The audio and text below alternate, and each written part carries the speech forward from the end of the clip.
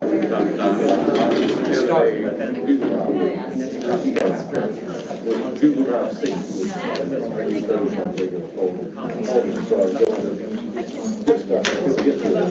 about all the national. I think Windows 11 might be the problem. Okay. All right. Good morning again. Hello, everyone. Thank you all so much. So last call for the survey. If you didn't do it, please do it now. If not, we have hard copies, and we can get that done in the back. This is just a really important part to understand the effectiveness of our programming today and moving forward.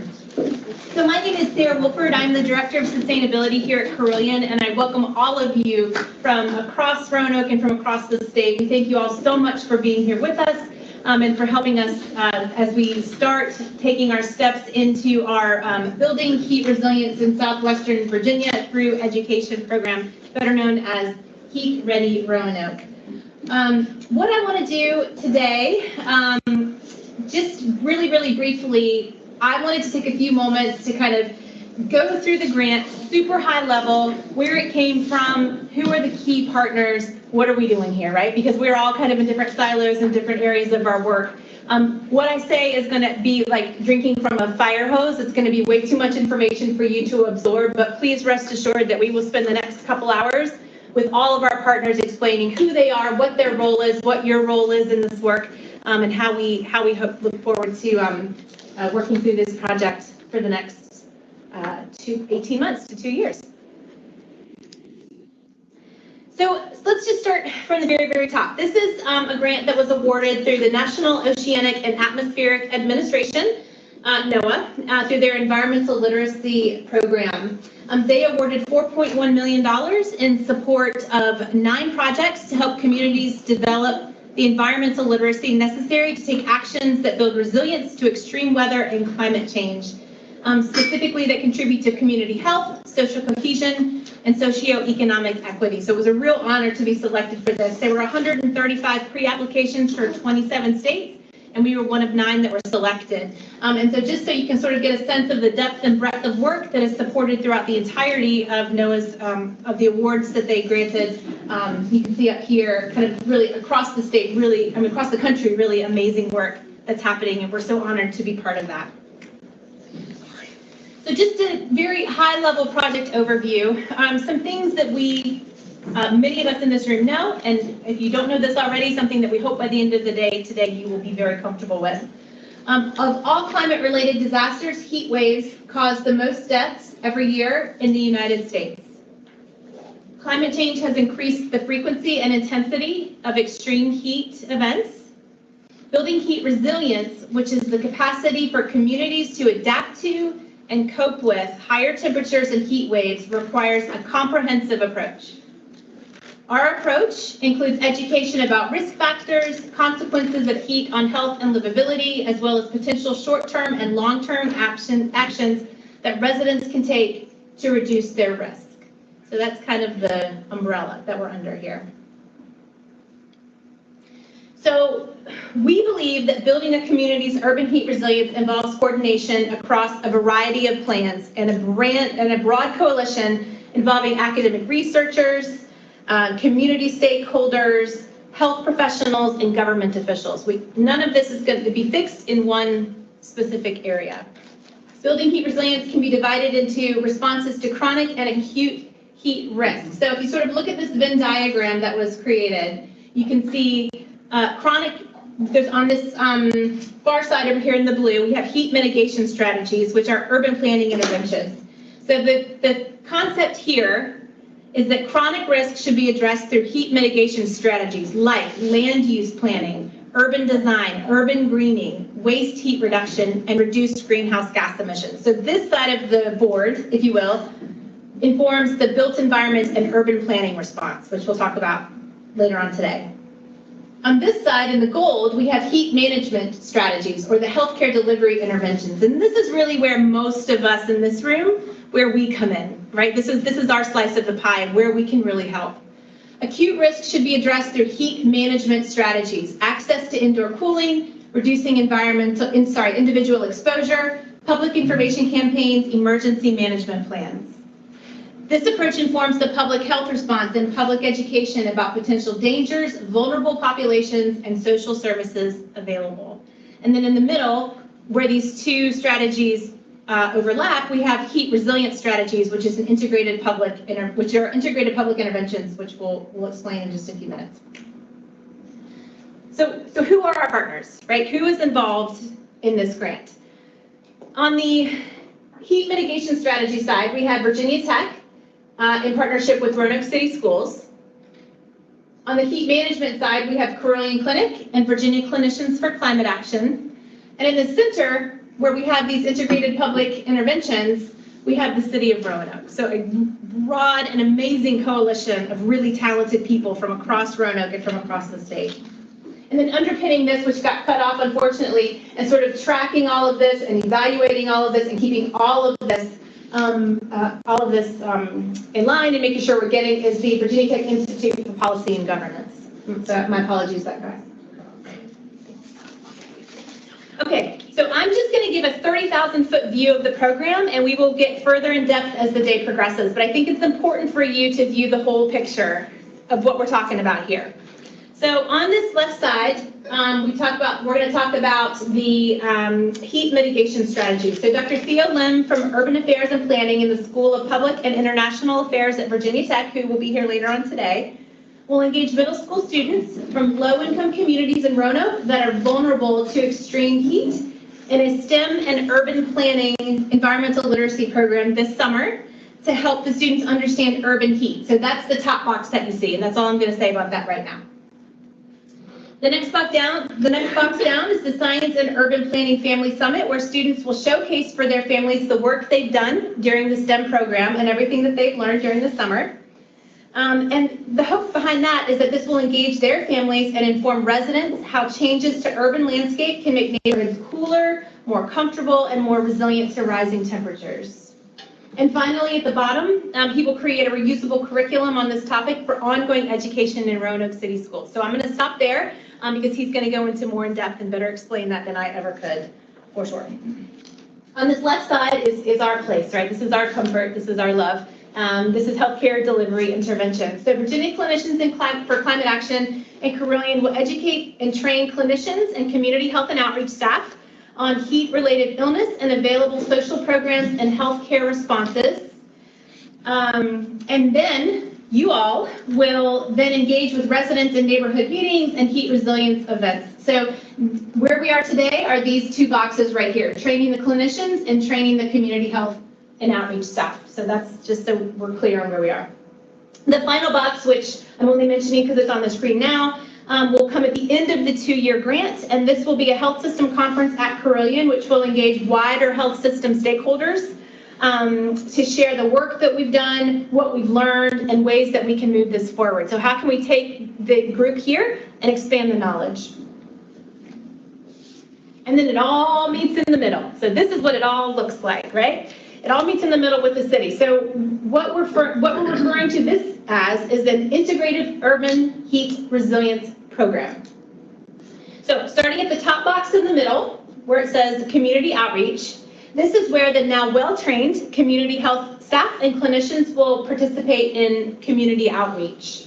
So you, as trained clinicians and community health staff, will attend at least 10 meetings combined in low-income neighborhoods over the next 18 months to present specifically on symptoms of heat-related illness, correlation to built environment and social vulnerability factors, and services and resources that communities can access. Some of this will be integrated into the City of Roanoke's existing resident engagement programming through its Office of Community Engagement. Neighborhood organizations through this office meet periodically with support from the office to inform planning and policy making within the city. Other options for community outreach events could be things like a presentation at a school, a community meeting, faith-based meeting, or at a city council meeting. So we're really trying to spread the word and share our knowledge. So in the second box, in the second box, we have the Heat Resilience Fair. The urban planning and public health components to increase heat resilience will come together in a culminating heat resilience fair, where participants in our program you, along with students, families, residents, clinicians, health workers, and city government officials, will present ideas and solicit feedback from the broader community. Historically, from what we understand with the city, these kind of fairs can bring up to about 400 attendees, so we're really looking forward to that. And then finally, we'll move to the bottom box. The solicited ideas from all the events and interventions that we mentioned previously will provide insights and influence future city plans for Roanoke City, including mitigation and adaptation strategies and policy development that address long-term goals for public health and the built environment with respect to rising temperatures. Got it? I'm just kidding. Well, I know we're right. So, and my main point here, well, it doesn't show up as well, but you can see the little boxes that are kind of lit up yellow.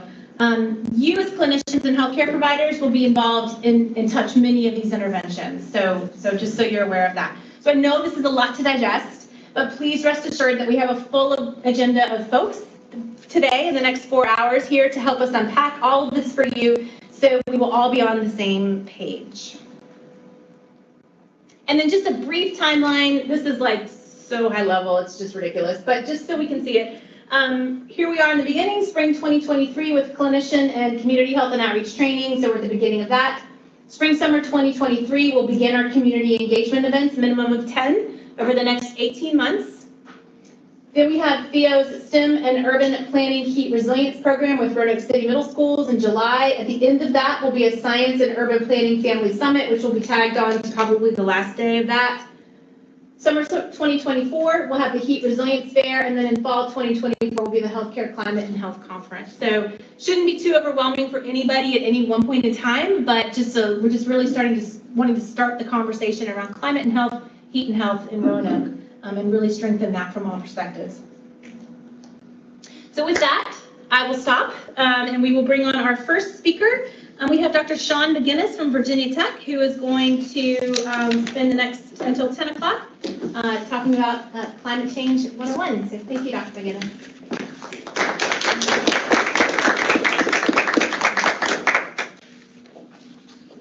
Okay. Can everybody hear me in the back?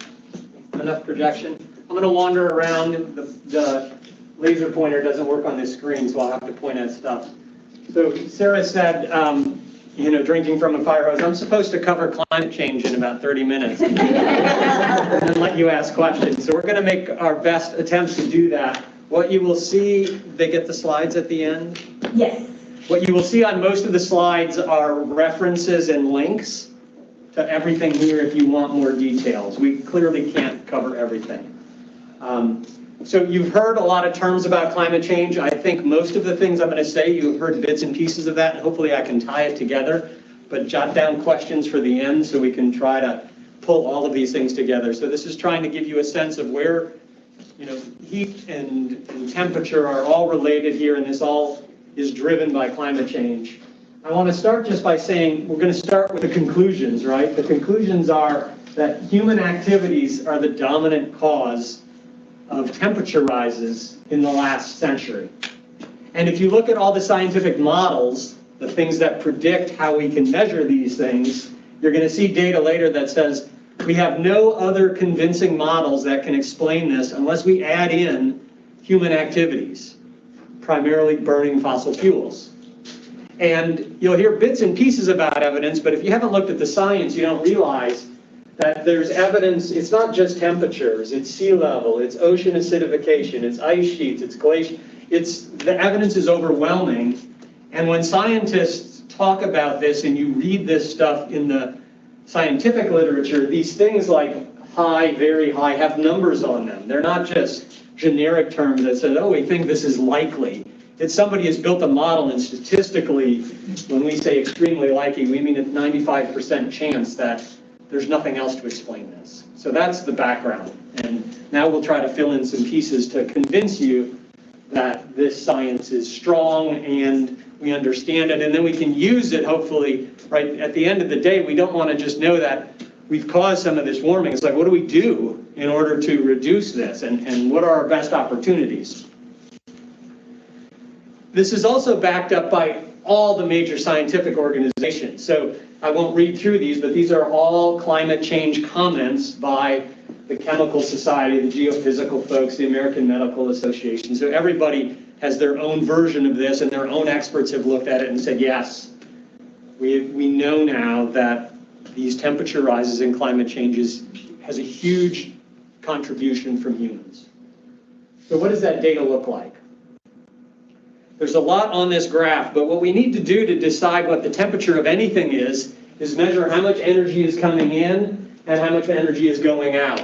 And there's a bunch of places where this energy gets moved, but you can imagine anything that gets down here to the earth can get absorbed and heat things up, right? If you're outside and you feel the sun coming through the window. And there's other places where the energy can reflect and go back out into space. And so if we're trying to determine what the temperature of something is as a scientific exercise, we need to know how much energy is coming in, okay? And we have this absorption in various places. So we want to know how much is absorbed by the land and the oceans and the clouds. And then we've got these greenhouse gases. So this is the piece here. Some of this heat reflects back out, and that heat can get trapped by our atmosphere. And what you're going to see in a minute or two is that's a good thing in general, but the balance has been offset in the last 100 years or so. We also have this concept, you maybe have heard this term, but if you ever see this term albedo, it just means reflection, how much reflection. And different parts of the planet, whether it's forests or ice sheets or oceans, will reflect light differently and change how much light is absorbed. So from a scientific point of view, the scientists are making measurements of all of these arrows and building a model, and from that model they can predict and extrapolate to what these temperatures can look like. And you'll see in a few minutes that we can go back, way back in time and make some estimates as well. But in the last few decades, the only thing that we can really attribute, when we go back far enough, the only thing that was changing was the sun's variation in the orbits and its brightness. But what we're going to see now is in the last few decades, these changes are too big to be accounted for just by the variation of the solar source coming in. So the Earth is mostly, or the Earth's atmosphere is mostly transparent, so most of the light gets through. If we didn't have this atmosphere above us, not only would we not have oxygen to breathe, this rising temperature would not be sustainable. So without our atmosphere and a greenhouse gas, we don't have livable temperatures. It's too cold. It's like when you watch these movies where what's the temperature on Mars or Venus? Because they don't have atmospheres, they don't hold enough heat in. So the atmosphere is not only giving us the oxygen to breathe and to run our ecosystem, but it's also holding that temperature in. And now we've got these greenhouse gases, which we'll talk about in detail in a second, which are holding more temperatures in than they have in the past, and we're out of balance. The reason these are called greenhouse gases is because this mechanism is quite a bit like a greenhouse. And in a greenhouse, the glass on the top acts like the atmosphere. So the sun can come through the glass. It lets most of the energy and the light in. But the temperature in the greenhouse is also reflecting this infrared radiation out. It's the radiation you can't see. This is the radiation where if you've watched any kind of military movie, when you put night vision goggles on, you can see people running in the dark because their body is giving off this heat. And you can't see the heat coming off my body, but if we had infrared goggles, it would show you where the hot spots are. So that energy, which we can't see, is reflecting back out, but the glass reflects that energy back in. So some of the wavelengths of light come through, the wavelengths we can see, but some of the wavelengths we can't see get blocked, both by glass in a greenhouse and our atmosphere. And so that heats up anything below the glass or anything below the atmosphere. So that's why we call this a greenhouse effect, because it acts like something we understand pretty well. It's simplified when you just have a greenhouse. So if we look at what the greenhouse gases are, there's a bunch of them, but the ones to really worry about are carbon dioxide, methane, which is natural gas. If you have a gas stove at home or gas furnace, it's running on natural gas, that's methane. Nitrous oxide, N2O, and then a bunch of fluorinated gases. These are mostly things like Freon. You might have heard of these gases when you get your if you have a heat pump or an air conditioning system and that gets checked, they're looking for these gases that act as refrigerants there. Because carbon dioxide is the dominant one, in many times cases, people don't always say greenhouse gases. They just say, we're going to do a carbon footprint. We're going to calculate all the carbon that's being released into the atmosphere. And it's because this one is the dominant one. So that's why we've called it a carbon footprint rather than a methane footprint. The other piece you'll see is all of the sectors of our economy and our society are burning these fuels and releasing these gases. And when you look at a pie chart of where this is coming from, this is why we don't have like a silver bullet, like, oh, if the industrial folks would just clean up their act, it would be fine, right? We've got residential and commercial is about a third, industry is about a third, transportation is about a third. So we really don't have any one place we can say, well, if we fix that, you know, most of the problem is gone. We've got to make attempts in all of these areas. And here you can see a little bit more detail about these main chemicals, which I won't talk about. But you'll see again and again, this is the burning of fossil fuels. Methane comes from extracting coal and natural gas. So these are the main gases we're worried about, and carbon dioxide is by far the dominant one. If you look at fossil fuels in general, and this is a little bit simplified, coal is predominantly carbon. If you have a lump of coal in your hand, it's more than 95% just straight carbon.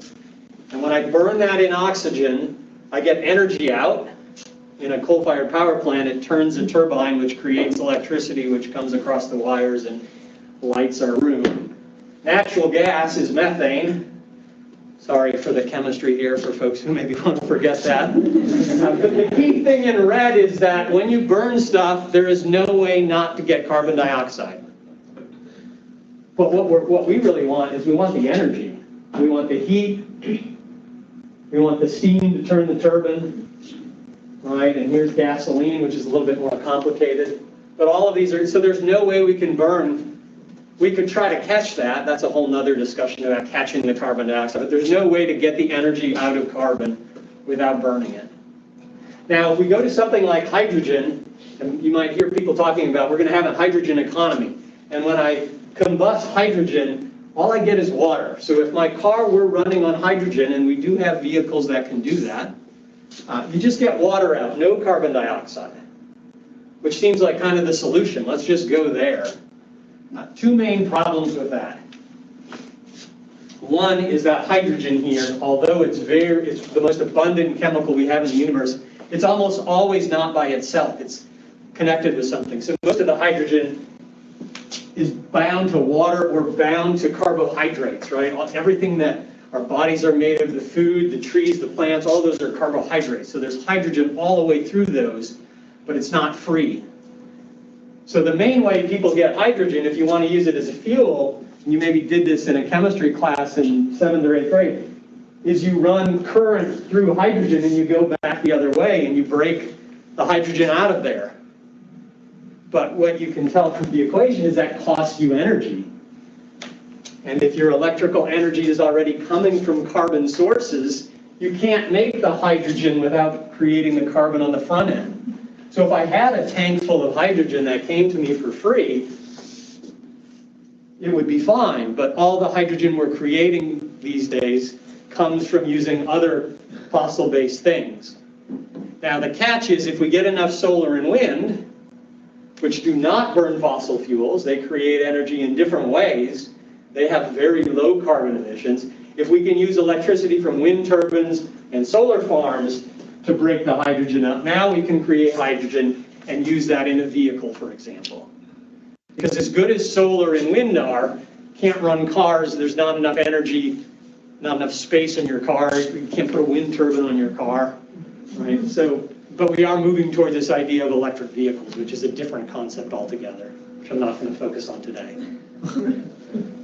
So this just shows when I burn these things, this is the most carbon intense stuff out here. It's all carbon. So I get a higher percentage of carbon dioxide. And as I move this way, I get more and more hydrogen out and less carbon. So in a sense, the carbon intensity is better as I move this way. There's some other factors we have to worry about, but in this part of the country, we burn a lot of, 70% of our electricity is coming from still burning coal. Whereas if you go to the Pacific Northwest, out in Seattle, they're getting, 80% of their energy from hydropower, which is different. And that talks about the hydrogen as well. Okay, so we've been measuring carbon dioxide measurements for quite a while, and we have estimates going back. So this axis here is parts per million. How many molecules out of 1 million molecules in our atmosphere? So when you see numbers like, we're up here around 420 now, in 2022, we're up here, that means that in the atmosphere right now, and in this room it's probably higher, but if you go outside, there's about 400 out of 1 million carbon dioxide molecules, and those are the ones that can trap the heat. And we've been measuring these mainly for since 1958. So starting in 1958, Charles Keeling put a sensor up on top of the mountain in Hawaii, far away from big population centers, so it wasn't contaminated data, and we've been measuring since then. And this is what the curve looks since 1958, and we keep measuring it, it's going up. And it has these wiggles on it due to the seasons. So in the spring, we're probably right now, we're about here on the curve. In the spring, as soon as the leaves start coming out, we're going to get photosynthesis. They're going to suck carbon dioxide out of the atmosphere, and that's going to grow trees and leaves and grass, and that's going to drop this number down. And then about September or October, when the trees start losing their leaves, and this is in the northern hemisphere, it's opposite in the southern hemisphere. When those leaves come off, they start to decompose and the carbon goes back. So there is this cycle, and you can see it here, the cycle every year, but that doesn't account for the general trend. So the black line is the average, and the cycles are the spring and the fall. And we've measured since then. We have some other measurements, but we're going to have to explain how we know that 280 is kind of where it's been for at least 1,000 years. Because this helps us model things as we go forward. The other thing we should say right away, which you've probably heard many times, is there's a difference between climate and weather, and the difference of that is averaging things out over time. So weather is what's happening today and tomorrow and yesterday, and it's noisy. It's all of these individual bars. The climate is the average going over time. So climate can look different than a snowstorm in January, or a snowstorm in July, or a snowstorm in California right now. It does not mean that there is no climate change. It's just a one-time blip on the weather map, whereas the climate map is a lot longer time period. It's not just temperature, that's what we hear most about, but it's also things like precipitation and humidity and wind and tornadoes and hurricanes and blizzards and the whole thing. So climate includes all of this, and it's the general weather over a long period of time. So you saw that the data went back way before 1958, so the question is, how do we measure that? And it's not as direct, and there's a little bit of air in it. Science always has air, we should acknowledge that. But the measurements from 1958 on are very accurate. But as we go back, we have 4 main ways to figure out temperatures going backward. Ice cores, sediment in the ocean, if we drill down under the ocean and pull out sediment, pollen records. If you find a piece of amber with some pollen in it, that tells you something about the plants at that time. And then tree rings, which is a little more obvious. This goes back not typically quite as far, but we do have fossilized trees as well where we can count. But the key thing here with ice cores, you might not realize, is that if I drill down and pull out a long ice core, the further down I go, the farther back in time I'm going, when the ice was actually laid down. You'll see a picture of this in a minute.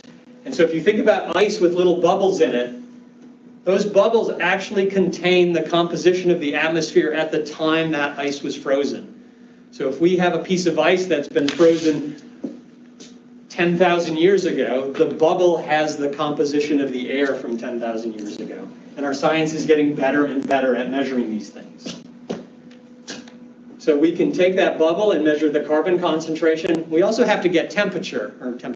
We also have to get the date. And we get the date from carbon dating. So if you think about archaeology and mummies and things, if I have a little piece of carbon, and again, going back to chemistry, which you might not want to remember, these different elements have isotopes, and those isotopes decay at different rates, and we've measured how fast these isotopes decay. So if I measure 2 different carbon isotopes in a piece of leaf that has been buried in the ice, I can tell with some accuracy how long ago that leaf was alive. So if we look at that, we can make reasonable estimates going back 400,000 years. And the top graph shows the carbon dioxide concentration from the little ice bubbles. This shows the global average temperature. I haven't talked about temperature yet, but it also turns out if you look at the isotopes of oxygen, the ratio of the oxygen isotopes is very temperature dependent.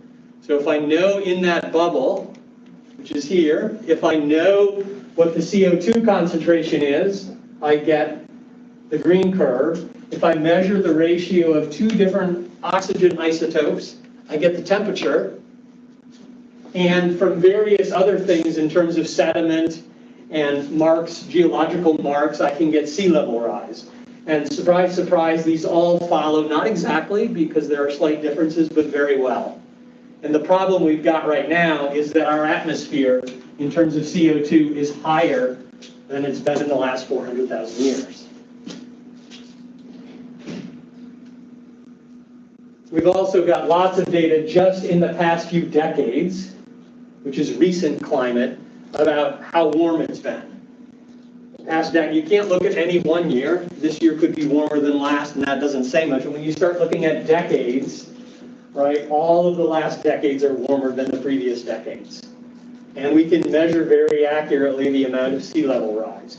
And here in Roanoke, when you see things like 1.3 millimeters per year, that probably doesn't make you particularly nervous. But there are places where when you multiply this out for 40 or 50 years, and this is an average, not local, right? Local things can change as well. So there are islands in the ocean, there are beach houses, there are all sorts of predictions that are saying a couple feet, while it may not make a difference to everybody, makes a huge difference for large portions of the population. So this is additional data that helps us understand these things. Almost all of these ice cores, because of the way they form, have some kind of carbon in there. That's a question that comes up. But what if there's not any carbon in any one of these slices? There's always some kind of particles from the atmosphere getting buried, right? If you've got little kids eating snow, you're like, don't eat that. You can see that there's stuff in there. There's almost always carbon to do some kind of measurement. And we've gotten so good at measuring things that right? Many people are amazed by this bubble allows us to calculate all this stuff back hundreds of thousands of years. So, what people hope is that, well, maybe this is just natural. It's got nothing to do with us. It's just the cycles of the planet. And while we need to worry about it, there's nothing we can do to fix it, and we don't have to take any responsibility for it. So the question is, could it be natural? And it turns out when you look at this, almost all the science says that the models don't work unless we add the natural stuff in. Okay, so if you look here, this dark blue line, even though it's noisy, is the line that shows what happens if we take the burning of fossil fuels out of the model. And it doesn't match the actual data. And these are 4, scientists like to measure, and you go to a geological climate change conference and everybody's arguing about how to do these temperature models. And so you can see these aren't perfectly in alignment, but they're all showing this trend which is going up. And here's the kind of these past 4 decades where temperature really starts to rise. So 4 different independent models are saying temperature is rising, and all the models are saying if you take out the human stuff, it should look like this, and that does not match what we've seen. It doesn't match the data. So we're trying to match the data to the observations. The key things that we should be arguing, and the piece is that a lot of scientists don't want to talk about the uncertainty, because as soon as you say we're not 100% sure of all of this, we've got a confidence level of 98, people are like, well, then it might not be true at all. And one of the ways I think that's useful to think about this, and you may have your own way, is that if a person is trying to deny the model, they think about the scientific model as kind of like a house of cards that you build up. And if it's a house of cards, you could take any one of those cards, which is one piece of data that doesn't quite match the model, and when you pull that data out, the whole model falls apart. It's worthless. And a lot of folks think about this, say, well, you can't explain this one thing, you can't explain this one thing, but we've got 1,000 other pieces of data that make this model good. I think a better way to think of this is to think of the model as a puzzle. And if you've ever done puzzles, even when you only have 80% of the puzzle done and there's a bunch of pieces missing, you kind of know what it looks like, right? Is this cats and dogs, or is this some natural mountain scenery, right? A model that has missing pieces but you still see the trends is a better way to think of the science of these models than a house of cards where any one piece of data that doesn't quite work completely knocks the system apart. So what the real question among most climate scientists is not, are we causing this? The question is, how fast is it warming? And these are questions we don't have great answers for. How fast is sea level rising? Do we have problems in 20 years, 40 years, or 60 years? Right? And what are the consequences of these things? You might have read in the news now, what they're measuring is that because temperatures are rising slowly, in sub-Saharan Africa, the range of the malaria mosquitoes is moving something like 20 kilometers a year. 20 kilometers a year in distance, and something like a few hundred feet a year in height. So in many countries in Africa where they have some elevation, the mosquitoes haven't been able to transmit the malaria, but as the temperature warms just a little, the expanse and the range of a mosquito can change. That's just one example. The ecosystem, and you might think a couple of degrees here or there, right? I wouldn't mind a few extra degrees in winter, right? Lots of places in the US are thinking about that right now. But a couple of degrees for various animal species is a big deal. Like if you're a trout fisherman, you really know that if the water isn't, it's, you know, a tenth of a degree too warm, the trout aren't going to be there at all. And lots of organisms depend, their whole system of mating and reproduction is based on very slight temperature differences and timing of all of those things. The other thing sometimes people think about when they say the temperature, well, how, you know, we're not measuring the temperature that accurately. Maybe these temperatures aren't very accurate. Turns out we're measuring global temperatures, we're measuring land temperatures, we're measuring ocean temperatures. We're measuring them from over 32,000 sites, some of them on the ground, some of them out in the ocean. We're correlating that with measurements from space. So it's not like there's like a handful of measurements and maybe they're miscalibrated. It's tens of thousands of measurements. You can see here are multiple models. And again, the blue model tells you what the temperature would be if we didn't have any fossil fuels being burned. And you can see it doesn't match very well the other models overall on the land and in the ocean. And again, you're seeing these temperatures are only a couple of degrees, but this couple of the degrees is the thing that really makes a difference. The other piece I didn't say in a lot of detail before is you might be asking yourself, back to these numbers, how can 420 parts per million, that's 420 carbon dioxide molecules out of a million, right? Most of the molecules in the air are nitrogen, about 79% nitrogen, about 20% oxygen. Only 420 of a million are carbon dioxide. How can that little bit, that's one of the big arguments, how can that small bit cause temperatures to rise? It's because for all of those years, the system was in equilibrium. And we've just knocked the system out of equilibrium by a little bit. Again, I like to think about analogies. I think about this as if you had a bathtub that was completely full to the top and the faucet was on and the drain was wide open, it would be in equilibrium. And you could let the faucet run and the drain drain and the tub would never overflow. All I have to do is turn the faucet up one small bit and all of a sudden now my input is greater than my output and I'm going to overflow. Or I can stop the drain up by just a little bit. And now because my output is higher than my drain, I'm going to overflow as well. And that's what we're talking about here. These few molecules are changing our balance. And the question is, how fast is that going to move this overflowing? The other thing that you'll hear people talk about is that the scientists have adjusted the temperatures to match the models. Because if you read the scientific literature, it really does happen that some of the data has to get adjusted. And it's because, as you're going to hear about, for example, with urban heat effects, if some of these temperature measurements are done in the middle of cities, they are artificially high due to all the energy that is being absorbed by the blacktops and the roofs and the buildings. So in some places, we actually do take real measurements, which are in black and white, and we correct them. But when you correct them, all of the major places get the same temperature measurements, for the most part.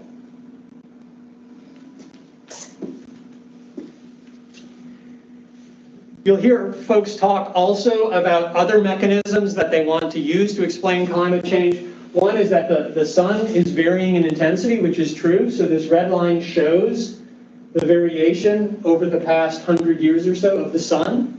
So the sun is going up and down, but if you look at what the temperature of the surface is, it doesn't match this one. If you look really carefully, it turns out that these oscillations are built in to that top measurement. We also have this idea of volcanic activity. Volcanoes actually put a bunch of soot into the air, and that soot reflects some of the sun's energy back out into the atmosphere. So volcanoes actually drop temperatures. These are individual large volcanoes somewhere around the world that drop the temperature of the Earth, sometimes for 6 months, sometimes for a year, by tenths of degrees. So even though we don't want volcanic activity, when it happens, it actually drops the temperature of the globe. And this is natural variability that you hear about year after year, like El Nino and La Nina. These are ocean currents and temperatures, which are fairly random, and they show up in there, but none of these things match the human activities. This is the curve just with human activities, the burning of fossil fuels. And so if you take each of these 4 things and you crunch them together, what you get is that piece there at the top, and that piece matches the actual temperatures. These are the temperatures that we measure. This is the model that says, when I take that energy balance I showed you, what temperature do I predict we're going to get? And this is why people think that we can predict what's going to happen in 20 years, 40 years, 60 years, because what we model today matches fairly closely what we measure today. And that's how we do science, is we build models that tell us how we think the world works, and we look at the observations and see if they match. Okay, a couple last concepts. There's a concept called feedback loops. Feedback loops are things that can amplify or de-intensify. And I won't go through all of these in much detail, but this is another problem with climate, is that as the temperature rises, ice melts. We have less ice. And as ice melts, you can imagine we have less reflection. Ocean water absorbs energy much better than white reflective ice. So this is a feedback loop, because as the ice melts, we actually get more absorption of temperature and less reflection, and so the temperature goes up and we melt more ice, and it goes and it goes and it goes. So that's the ice feedback. This feedback, this feedback, and this feedback, these 3 in this corner, are all methane. Methane has been held in our subsurface either in peat, in permafrost, or at the bottom of the oceans. There are 3 different places where methane is being held currently because they're cold. And the problem with all of these is as the temperature goes up, the methane is released from the peat. The methane causes more climate change. The temperature gets hotter and more peat gives off methane. Same thing with permafrost in the Arctic areas, and same thing with the subsurface floors. So these are 3 places where we could have more methane without burning anything. Just the fact that the temperature is rising is releasing more methane, and methane is causing more temperature rise. I was talking about the drain. This is the drain. As the ocean temp goes up, CO2 is mostly absorbed by trees and plants and the ocean. The ocean has a lot of CO2 in it. The problem is, as it collects more and more CO2, its ability to keep collecting CO2 goes down. It has a finite ability to absorb CO2. So as temperature goes up, we have more CO2. That CO2 gets absorbed to the ocean, and then the ocean doesn't have as much capability left to absorb more. And the similar thing happens with the forest. As temperature goes up, we have trees that die, we have more wildfires. The less forest we have, two things happen. One, the forest directly pulls CO2 in for photosynthesis, it grows. And two, the forest absorbs more energy because it's a darker color than non-forest. So as temperature goes up and you have fewer trees to absorb CO2 and less dark matter to absorb heat and hold it. So these are what are called feedback loops, and they happen no matter, just temperature rising causes these to accelerate. So I'll only say a word or two about this because I know you're going to get a whole presentation about it together a little bit later. But NOAA, the group that's sponsoring this, actually models temperatures going out into the future. And you can see by these air here, this is what the scientist says, it could be anywhere between this pink band, this blue band, and this orange band. But this shows where we think things are going, the current trend in red, but if we do something, we could drop it. And you can see, there's a handful of degrees here in Roanoke proper, between if we don't do anything and if we do anything, on average. And you can look out to see that. And Sara has already talked about, people don't tend to think of heat as one of the killer climate problems, but it's the biggest one statistically. Much bigger than tornadoes, hurricanes, flooding. All of those things come along with it as well. Okay, so what do we do for the future? We can't spend a lot of time talking about price, but the biggest argument is always it's too expensive to change everything. There's a lot on this. This shows the cost of energy by a bunch of different methods. These three that are pretty much on the lower end, these are plants that are already built. So if you already have a coal-fired power plant, if you already have a nuclear power plant, if you already have a natural gas plant, this is what it costs to run them now for energy. The blue versions of these are what it costs in the future to build a new one. So if you look carefully here, you see wind already, and big solar is already cheaper than everything except the current generation. All new coal, natural gas, and nuclear is way more expensive than all current solar and wind. Now this is big scale solar and wind. Here's solar and wind on your house. Still a little bit expensive compared to the rest. But continually, I can't show you, but the trend is coming down. Solar is about a factor of 5 cheaper than it was just a decade ago. So pricing is an issue, but it's not as big of an issue as we hear. The price of the renewables keeps coming down. The price of these keeps going up.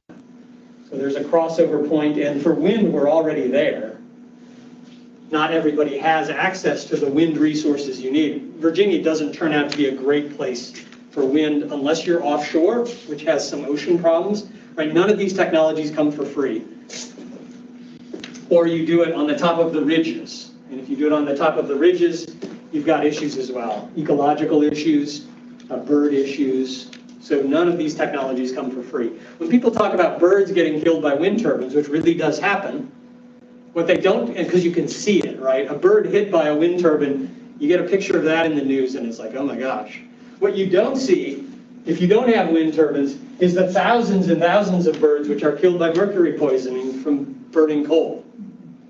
You never see that. And nobody likes to talk about, but anybody know what the biggest killer of birds is in the U.S.? Cats. Cats. Cats, and second is buildings, glass buildings. So, glass buildings, birds see the reflection, it looks like the sky. Right. But right, so you can't pick any one of these in isolation and say it's better or worse. You got to say, how is it compared to the other stuff? So if we think about going forward, here's a comment from the U.S. does a climate assessment every few years. This is the one that was done in 2018. For a handful of years, the government decided not to do the assessments. But I think we're back on track for doing assessments again.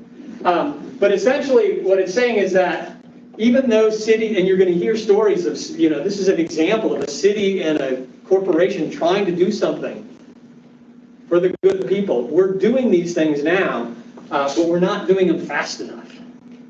That's the key piece here, not doing these things fast enough. So what could we do? There's a whole bunch of things you can do. A lot of people feel kind of helpless, like what could I do? It turns out there's lots of things we can do. We don't have time to talk about all of these, but I'll just mention a few of these, and some of them you might hear later. Individually, you can make choices. You can choose to drive less, you can choose to carpool, you can buy energy efficient equipment. If you've got a little bit of extra money, you can go to solar panels or electric vehicles. Those aren't the cheapest solutions. Right? The cheapest solution is to turn your thermostat down, to walk when you can, to carpool and bus. Locally, there are tax incentives. There's a handful of tax incentives. Roanoke's got a clean and green community which educates the public about things they can do individually. Cities, including Roanoke, develop climate action plans, which are plans for the city proper to move forward. At the state level, you've got things like this greenhouse gas initiative, which is a carbon cap and trade program, which tells people this is how much carbon you can release, and if you release more than the limit, you have to pay for it, and if you release less than the limit, you get paid for it. So companies that do better than other companies get benefits, and companies that can't have to pay for those benefits. This is done this is a regional level. Virginia is part of RGGI now, but there's an argument to move us out of RGGI. RGGI is mostly a Northeast program in the US. There are other programs around the world. There are things called renewable portfolio standards where a state says, this is what we're going to do. We have to have 20% wind by 2030. We have to have 15% solar by a certain date. So they set a goal and they stick to it. And then at a state level, we have the Virginia Clean Economy Act. On the corporate level, you may have heard of ESG reporting, where people measure sustainability and tell their customers and clients what they're doing. There are product recycling and take-back programs and life cycle assessment to look at individual products. We have a bunch of federal programs currently, the Inflation Reduction Act, which gives you 25 to 30% off energy efficient equipment, solar, EVs, et cetera, infrastructure. There are corporate fuel economy standards, all of these things at the federal level. And at the international level, you've got the United Nations having these yearly conferences. It was in Egypt this year. It was in Paris a few years ago, where all of the parties of the UN agreed to meet targets. So these are things that can be done, and there's lots of resources out there for those. But I'll stop now and answer any questions you have. And I can answer questions during the break and at the end as well, or you can email me, I can give you an email. You can think about me as a resource if you can't figure out how to, because some of you are going to have to try to explain this to people. And this is a lot of information to kind of take in quickly. I'm just curious about any measurable benefits of really focusing on tree planting, landscape change. Does that make It's measurable, and like some of you may know, if you go to book a flight, often there's a little checkbox that says, would you like to offset this by buying some trees somewhere? Trees are great, you just have to plant a lot of trees to get a big benefit. So trees can get you about a ton of carbon over 50 years. If you think about how heavy a tree is, it's not all carbon, but if you grow a tree for 50 years, the carbon that has been sucked in and turned into the tree structure turns out to be on the order of 1 to 2 tons.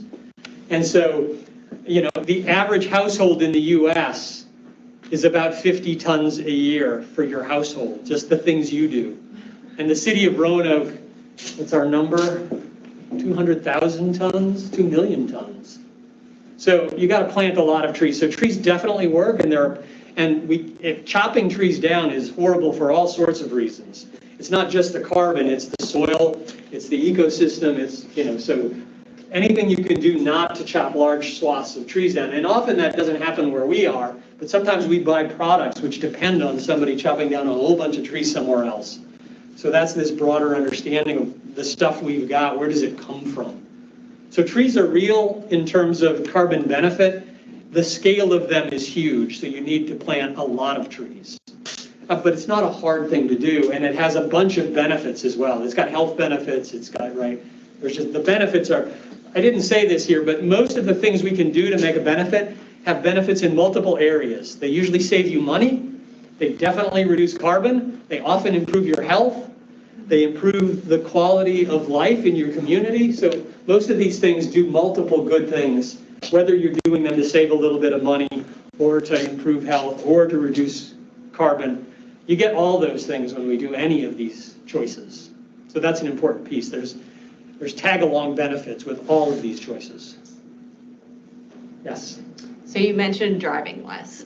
With COVID, there was a period of time that a large amount of the population was at home. Yep. Non-essential workers, but then also an increase of people working from home post-COVID because, companies figured out that worked. Yes. So is it too soon, too short? Have we seen any change in the fact that less people are commuting to work? It is a little too soon, too short, but people are trying to pull all that data together. Because you've got competing things happening. People are not driving as much to work, but they're at home, so they're using more of the energy at home. They may have the temperatures higher if they're normally turning their thermostat back a few degrees, which you should do if you're at work for like 8 hours or at night. So there's an expectation that the driving is going to offset the other stuff, but the data is not clear enough yet. The other thing that sometimes happens is that a number of people are working at home, but the whole building is still heated and lit to the same level, unfortunately, right? What you really want is the building to be able to turn off and turn down, to be heated in zones, to have automatic light switches, so if somebody's not in and off, but all of us know from experience, a lot of places, just all the lights are on or they're all off. The whole building is hot or the whole building's cold, right? So that's another piece, but the commuting thing could have a big impact, and the data is still being tested. Very backward. I had the same question, so thank you for raising that. Yes.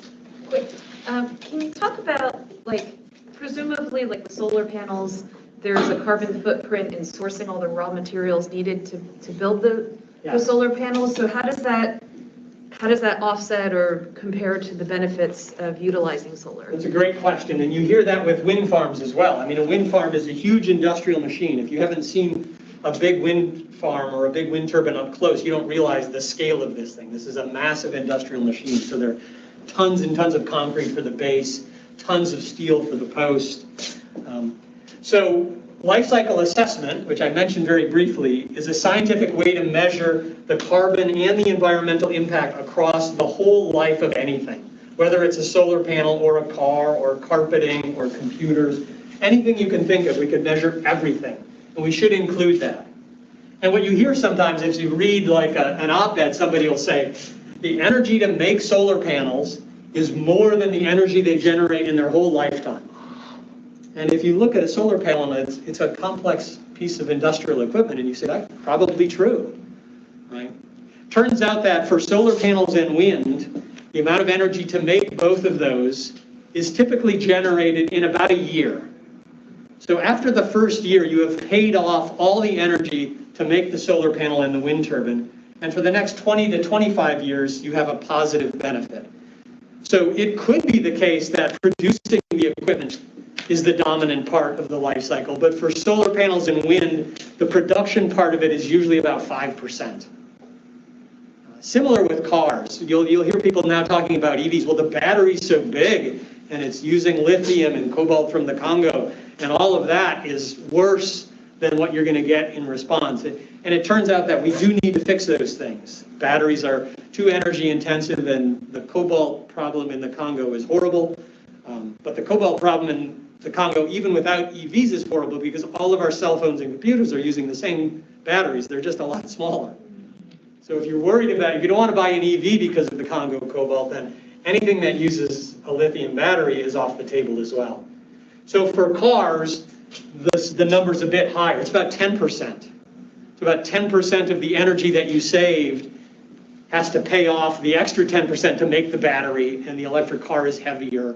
And so all of these things are not free. There's a penalty to them. But for things that use energy, solar panels, wind turbines, cars, refrigerators, buildings, spending more upfront on the materials will pay itself off in the long term, every time.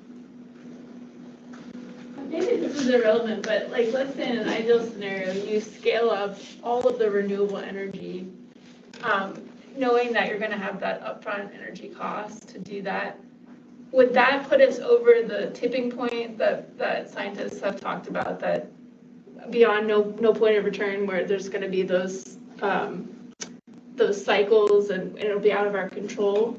Somewhere in here are different models. I didn't want to go into this, but if you look, here's 7 different models that they're predicting.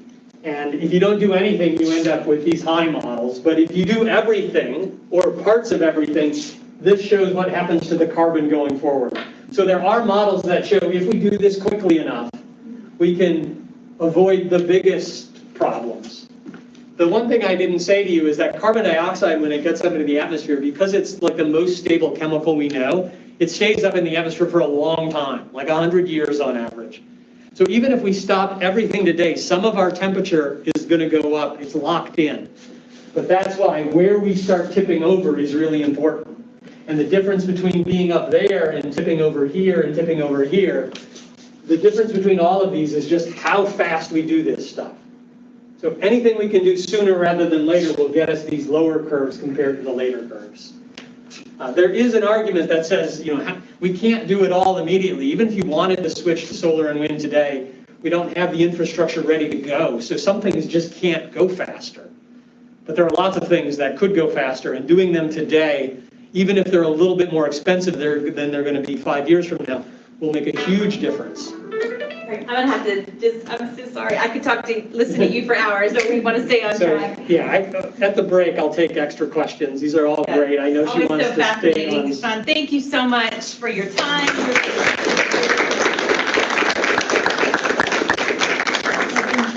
You can see there's all sorts of extra stuff in here. The city of Roanoke is doing great stuff. We could just listen to him for Low-level all stuff, 4 hours. middle-level stuff, high-level stuff.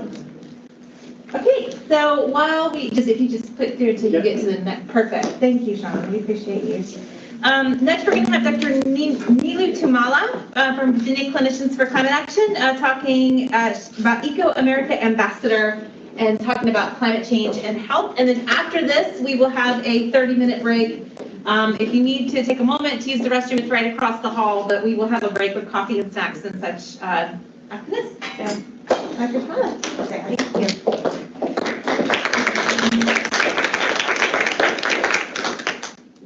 This is super casual. If anyone has any questions they want to ask while I'm talking, please feel free to interrupt. So our first question is, who here in the last month has taken care of a patient in any capacity? That's great. Who here has a family member that's asked you some sort of health question, or you've answered some sort of health question, or you care about the health of family members and loved ones? Right. So that's why we're all here today, right? Because we care about health, we care about the patients that we're taking care of, and we care about our loved ones and our family members. And so what I'm really hoping to do over the next 30 minutes or so is just to give everyone a little taste of why climate change is so important to health and how we can all sort of take this information on a broader scale and introduce to others why we all want to be talking about climate change as a health concern. So our 3 objectives today, I'm going to be talking about climate change, air pollution, and then a little bit, because there are some healthcare professionals in the room, just touch on what is our role as healthcare professionals in talking about this. So this is a pretty busy schematic from the CDC, but it touches on a lot of the health concerns of climate change. And so the 4 variables in the center here, rising temperatures, more extreme weather, rising sea levels, and increasing CO2 levels, are all variables that Dr. McGinnis had just touched on.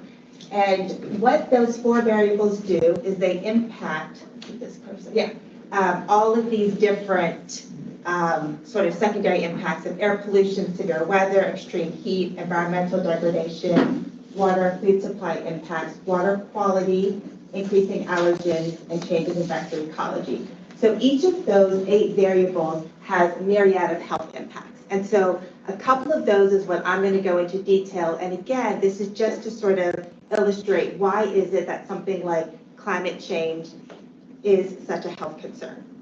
So the first one we're going to talk about is infectious diseases. And so Dr. McGinnis had already mentioned malaria. But basically what happens is when you have these changes in temperature and precipitation patterns, what the infectious disease doctors and clinicians are seeing is that there's changing patterns in a lot of different types of infectious diseases. And so malaria and dengue are, of course, like huge concerns, and especially in Africa and India. But Lyme disease and West Nile virus are huge concerns here in North America. And so what this graph shows is that with the changes in temperature and precipitation patterns, you're basically seeing upward rise of the increased probability, and this specifically is looking at West Nile virus. So you can see in dark red here is the increased probability of West Nile virus by 2080. And so you can see that there's a northward rise in increased probability. So Canada's in a little bit of trouble here. But basically, again, it's just the changing demographic of what people are going to be facing because of these changes in temperature due to the warming that we've seen thus far. I'm an ear, nose, and throat physician, so I care a lot about pollen allergies. And so we're seeing a similar thing with pollen allergies. And so temperature is one of the strongest predictors of atmospheric pollen concentration. And global warming has been linked to a lengthened growing season. So basically with warmer temperatures, the freeze-free season, so basically the season that plants and trees can grow, is longer than it used to be. It's pollen growing in new geographic regions, so it's the same idea as what we see with West Nile virus, when we have changes, again, I keep saying temperature and precipitation patterns, but trees and plants can now grow in new regions and introduce pollen to new regions. And then increased concentration of pollen in the environment. So this goes back to increased CO2, we have increased photosynthesis, plants and trees are growing more, which is good to some degree, although there's a lot of concerns about the actual growth and how hardy these plants and trees are, but they're also producing more pollen. And so what studies have shown is that in North America, the pollen season is 3 weeks longer than it used to be. So that means that spring pollen allergies are starting earlier, and ragweed pollen or fall pollen is lasting longer in the year. And there's about 21% more pollen in the air. And this study specifically just looked at pollen concentrations now compared to just 30 years ago. So over our lifetime, it's already lengthened by 3 weeks on average and 20% more pollen in the air. So this means that people have to start their allergy medications earlier, or may even have to increase their allergy medication to be able to control their symptoms, runny nose, sneezing, congestion, all of those things because of the worsening pollen. So we're going to be hearing a lot about extreme heat after the break, and so I'm not going to go into a lot of detail, but one of the things that a lot of people, especially patients, ask me is, okay, it's only on average across the globe, there's a 2-degree Fahrenheit increase. This schematic from Climate Central shows that Roanoke has increased about 3.4 degrees on average. Virginia is 2.6. So why is this so important for health? Why is this so important for extreme heat? Again, we're going to be hearing about this more in the afternoon, but what the IPCC reports tell us is that even these small increases in heat increases the chance of extreme heat events, right? And so these extreme heat events, and so basically this schematic here shows that if just 1 degree Celsius of warming, an event that occurred once every 10 years is now going to occur 2.8 times more often. With 4 degrees Celsius of warming, it's going to occur 9.4 times more often. So basically, we're going to be seeing more extreme heat. So what does that do to the heart? Well, it puts a lot of thermal stress on the heart. And these cardiovascular impacts are most prominent for babies and for older individuals that are just unable to accommodate that increased thermal stress on their blood vessels, as well as some younger folks, although student athletes in extreme heat is a huge health concern as well.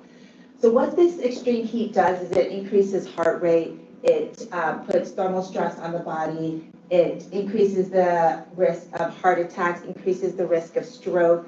It basically just puts a lot more stress on the body, and especially in babies and older adults, we're seeing a lot of increase of heart disease during these extreme heat events. And similarly, mental health concerns. So again, when we're thinking about these extreme heat days, my cousin is a trauma surgeon in Atlanta, and she always talks about how over the summer months, they see so much more trauma coming through. And that's true, right? So with warmer temperatures, we already know that there's a lot more mental health disease, there's a lot more anxiety, depression, suicide. And with these extreme heat events, we're going to be seeing a lot more of these events. So this was a study that was done in Nature Medicine that really just looked at what does a 1.5 degrees Celsius anomalously warm year look like. And this study found that in the US, there was going to be an estimated 1,600 additional injury deaths. And these were mostly in adolescent males, and it was a lot of increased physical trauma, suicide, and violent behavior. And so when we have this increase in extreme heat days, we risk exacerbation of some mental illnesses like suicide, depression, and violent behavior. And then, of course, there's a lot of concern about what does our future look like. And so what a lot of therapists are seeing nowadays is younger generation saying, what does my future look like? And that's causing an extreme amount of anxiety and stress. And so eco-anxiety is the terminology for saying, okay, what does the future look like?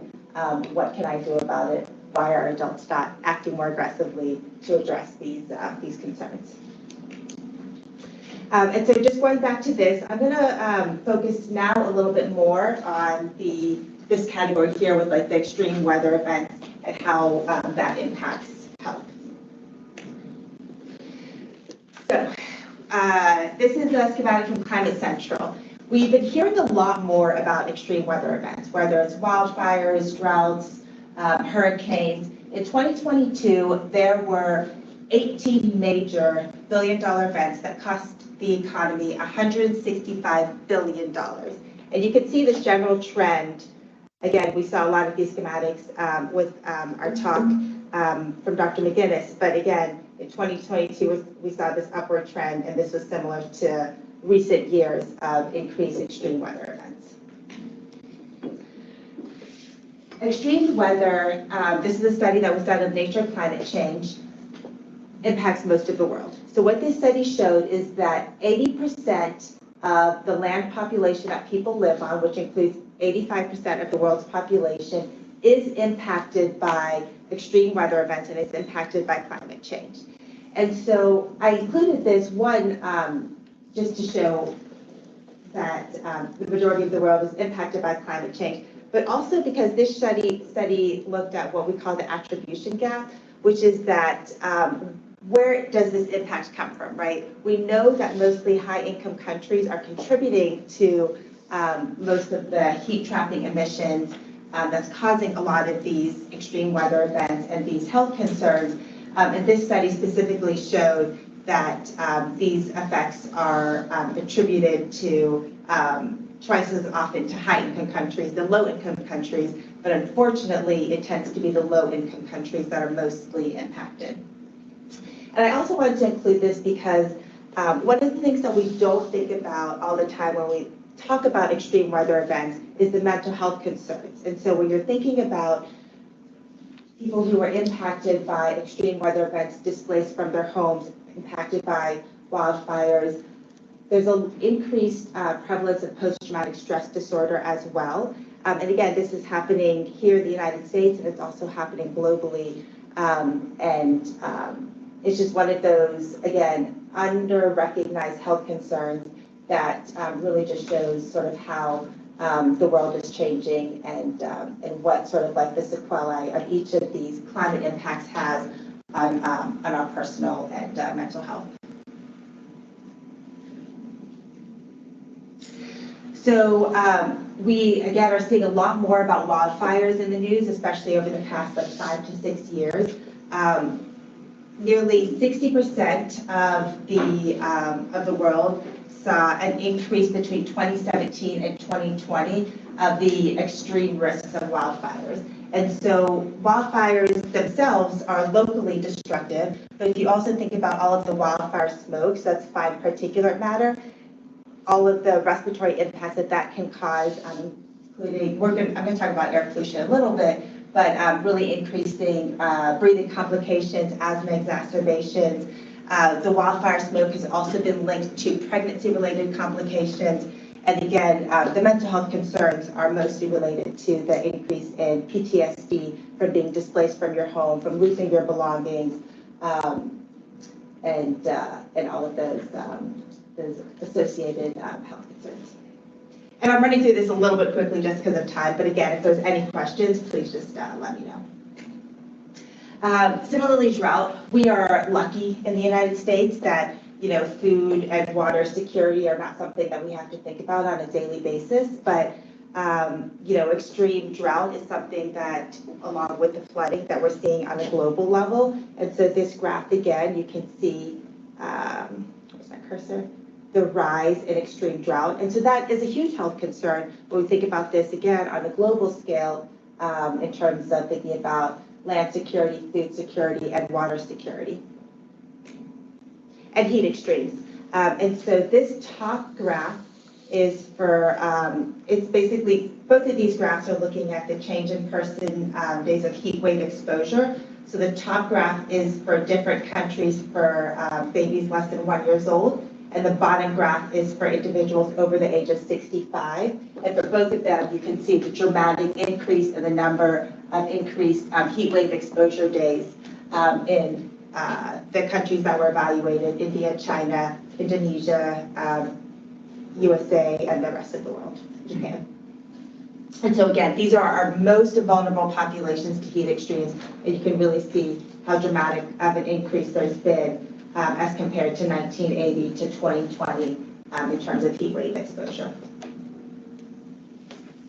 So I'm going to pivot gears here a little bit, because I want to spend the next couple of slides talking about environmental justice. And the reason for this is because everyone is impacted by the health concerns of climate change, but there are definitely some people who are more impacted by extreme heat and by air pollution. And so just to go back to the definition, environmental justice is the principle that all people and communities have a right to equal protection and equal enforcement of environmental laws and regulations. Dr. Robert Bullard, who is considered one of the fathers of environmental justice, has this really, great quote that highlights why some people are impacted more than others. He says, "Today, zip code is still the most potent predictor of an individual's health and well-being." So why is that? One of the major reasons, and there's multiple reasons that contribute to environmental inequities, and I'm just going to touch really on redlining. But basically, this was, the wake of the Great Depression, when the federal government was grading neighborhoods and trying to decide where to invest money. They oftentimes would redline neighborhoods that were predominantly made up of Black Americans. And so those areas were historically divested from. And to this day, those are some of the hottest areas, and they're still mostly made up of Black and Brown Americans. And so the New York Times did a really great investigation into this, and they highlighted actually Richmond, Virginia. And so this is just one example where they actually showed some of the neighborhoods that had been in the 1920s and 1930s redlined and divested from at that time.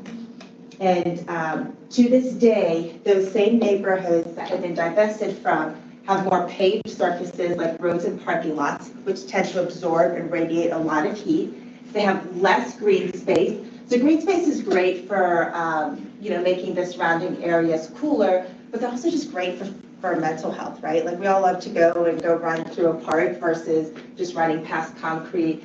And there's just also less water, so like less lakes, things like that in these neighborhoods. And today, these are some of the hottest parts of town. And again, a lot of this can be directly correlated back to these racist practices in the 1920s and 1930s.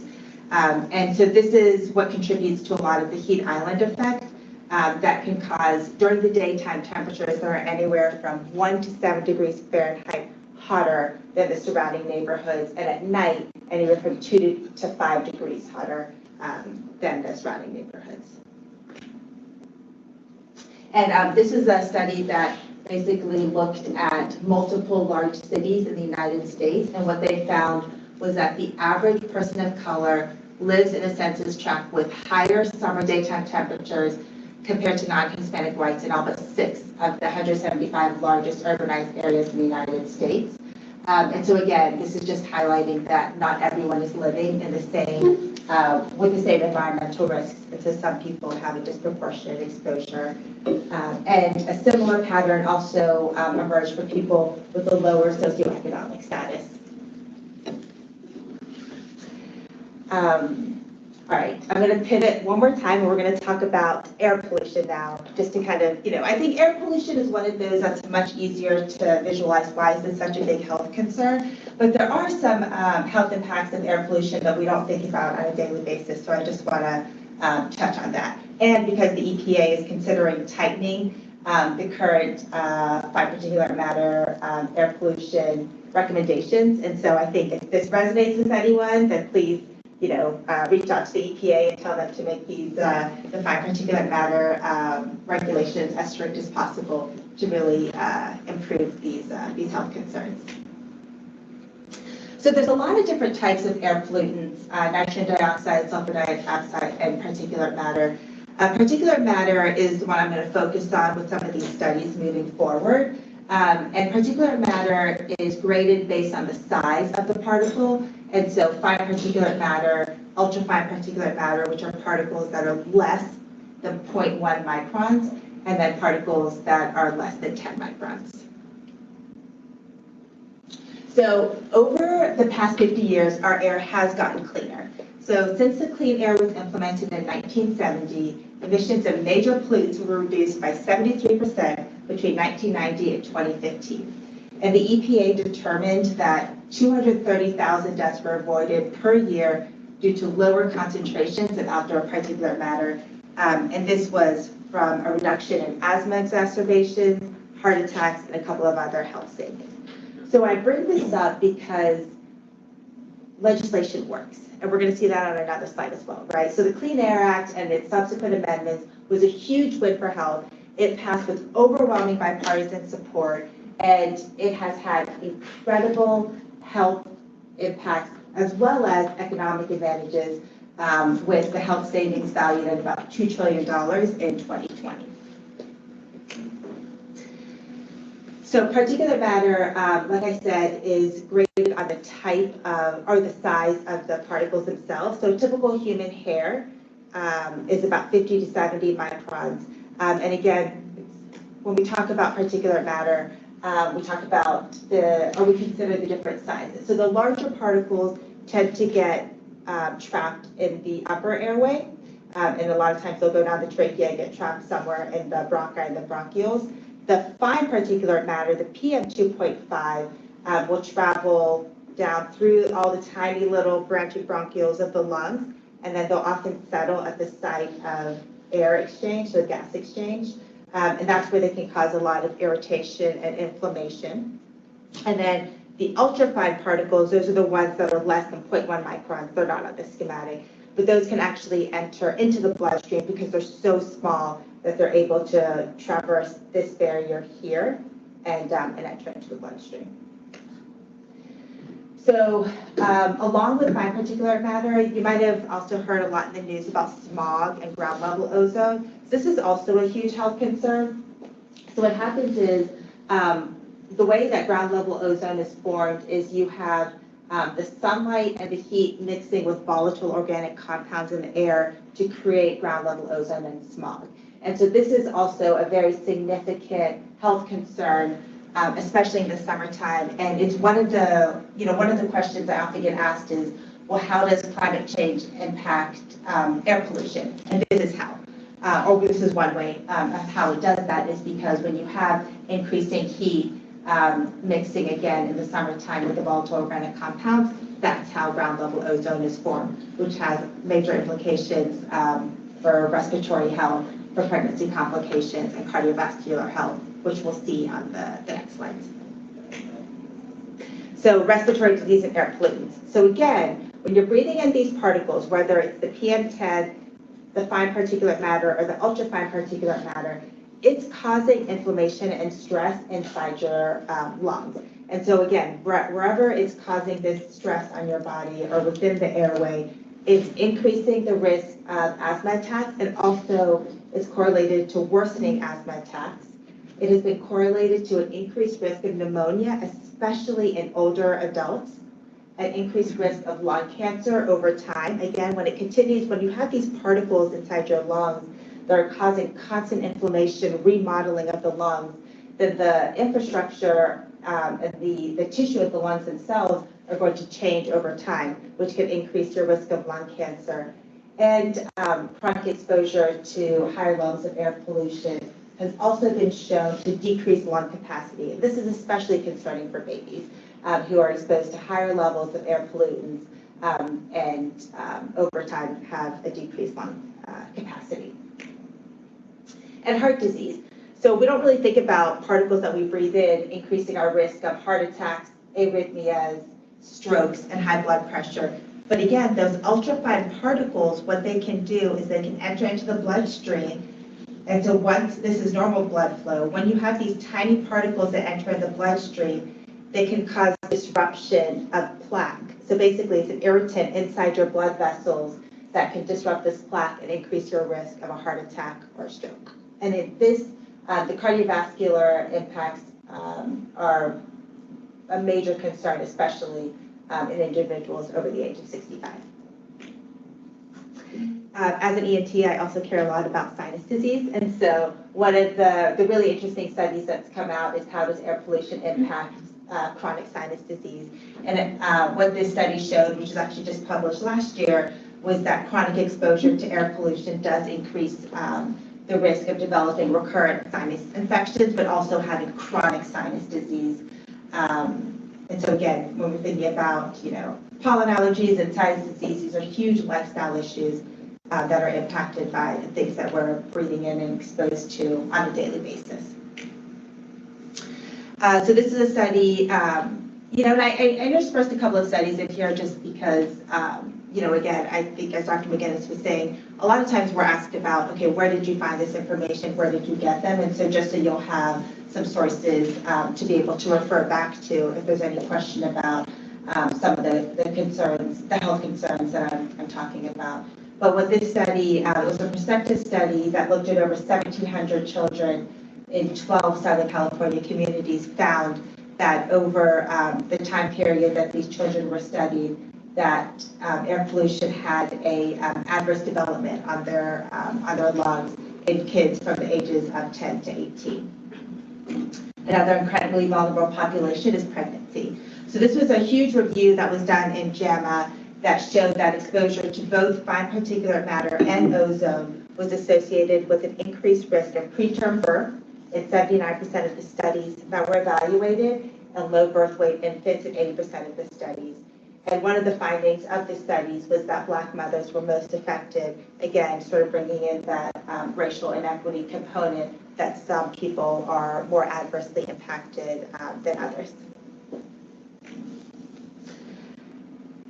So just like heat island effects, air pollution is also higher in certain communities than others. And so one of the major reasons that a lot of communities of color are exposed to higher levels of air pollution and therefore are at a higher risk of a lot of the health concerns is the way that our highways were built. And so in the 1950s and 60s, when highways were built, they were oftentimes built through robust Black communities to disrupt them, or they were built to segregate communities from each other. And so those highways, when you have cars and trucks traveling on them, expose the surrounding communities to higher levels of air pollution. So this is just one study that has looked at air pollutants from multiple sources and shown that Black Americans are exposed to higher levels of air pollution from basically every source that air pollution comes from. And that people of color in general in the United States are exposed to higher levels of air pollution. So I want to end our air pollution on a positive note, though. So again, this goes back to legislation works. And so this was a study that, again in JAMA, that looked at 4,100 children over a 20-year period. And basically during this time, nitrogen dioxide, which is one type of air pollutant, and fine particulate matter, levels went down. So basically they had stricter air quality guidelines over this 20-year period. And so both nitrogen dioxide and fine particulate matter levels went down during this period. And each of the colors is just like one of the cities that was evaluated in this study. And what they found over this 20-year period is that the incidence of asthma, independent for both, went down as well. And so for what the study tells us is that cleaner air has really impactful health outcomes in this specific situation, that the incidence of asthma went down. And so again, legislation works, talking about these health impacts and why cleaner air is so important to us is really substantial for moving forward and for setting the stage to having a healthier environment for our patients to live in, but also for our friends and family and children to grow up in.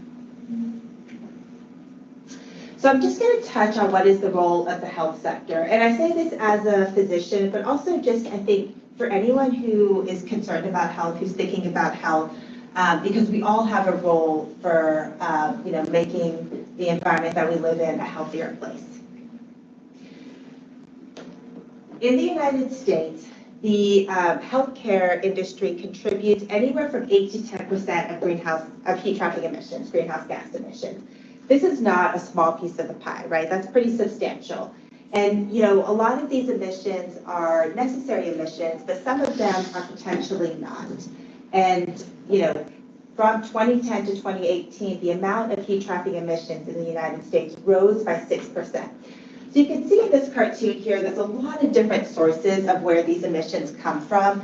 To energy, of course, we need to heat our hospitals. We need a lot of water. We have ambulances that require energy. Employees commute. We have to feed our patients. We have to feed our employees. So there's a lot of necessary emissions.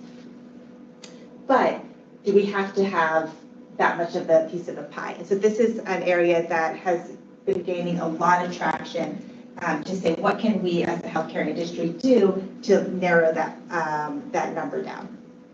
And so the way that heat trapping emissions are categorized in the healthcare setting is scope 1, scope 2, and scope 3. So scope 1 emissions are considered direct emissions, so that's on-site energy, fleet vehicles, the anesthetic gases that are used in the operating room. Scope 2 emissions are purchased electricity, heat, and steam. And then scope 3 is basically everything else, right? So it's like travel, employees commuting, disposal of waste, medical devices and equipment. And so a lot of the work that's being done in terms of thinking about healthcare emissions is looking at, okay, how do we look at scope 1, scope 2, and scope 3 emissions? So just one quick example is like waste anesthetic gases. There's two major types there's a lot of types of anesthetic gases, but there's two inhaled anesthetic gases that tend to get a lot of use, sevoflurane and desflurane. Studies have shown that desflurane has a much, much higher heat trapping potential than sevoflurane. And for most anesthesiologists, there's not a ton of variability in why they would use one over the other. And actually, sevoflurane not only has a lower heat trapping emissions, but it's also much cheaper for the hospital. And so a lot of this is just education, right? So if you have an anesthesiologist where it doesn't matter to them in terms of like patient care, which is our primary, is always going to be prioritized, right? What's best for the patient. But if you have, two different anesthetic gases that are going to result in the exact same patient outcome, it's just that one has a higher heat trapping emission potential than the other, then it's, again, educating our healthcare colleagues to say, okay, well, can we use sevoflurane as much as possible unless it's contraindicated for the patient? And so that's where a lot of sort of the conversations around healthcare emissions is centered, is just educating each other. And so Practice Green Health, which is one of the major healthcare consulting firms, has a lot of great information on this if anyone is interested, looking at energy utilization, waste management, waste production and water utilization and sort of how to make your hospital more sustainable, but then also thinking about some of the cost savings associated with these efforts. Because, as Dr. McGinnis was saying about renewable energy, a lot of these initiatives may have an upfront cost, but over the long term have been proven to be economically impactful for the hospital system. One of the things that, I always, want to highlight is that our role as healthcare professionals is to talk to as many people as possible about climate change and air pollution and the health impacts, because I think that's really what we're trying to do, is change the conversation here, but also, warn people about what are the health concerns so that they can protect themselves. And so this is something I feel very passionately about, and it's really because climate solutions are health solutions. And so, what I do here, and anything I do talking about climate change and air pollution, I see as an extension of what I do to take care of my patients. And so, when you have graphs showing us that continued emissions, sort of like the increase in temperature that you'll see versus if we have significant cut in emissions, this has direct patient impacts for health. And so that is why it's so important to talk about these climate solutions. And this is a little bit of a busy slide, but for me personally, as a healthcare advocate, there's 4 different ways that I approach this. The first is education, which is what we're doing here. We're educating ourselves so we can educate others. It's also creating a network of individuals who are really excited about this. That's also what we're doing here. Because then we can, work with each other to try to dissipate this information as best as possible. And, we need to advocate at every level. So, it's within our own hospital systems, within our own communities, but then also thinking about things on a state level, on a national level.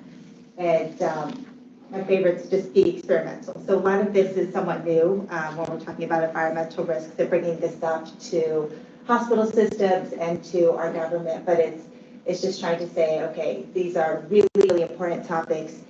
Climate change is a huge health concern. How do we talk about this in ways that resonates with other individuals and really helps them understand that, what we do now is going to impact the health of every generation to come. And that's all I have. So if there's any questions, please feel free to let me know. I know I sort of ran through that just from a time standpoint, but I'm happy to take any questions during the break as well.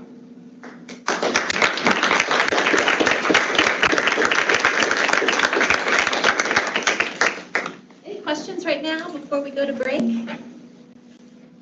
Okay, well, she'll be here, like as she said, during the break to answer any questions as well. Thank you so much. That was absolutely perfect and wonderful.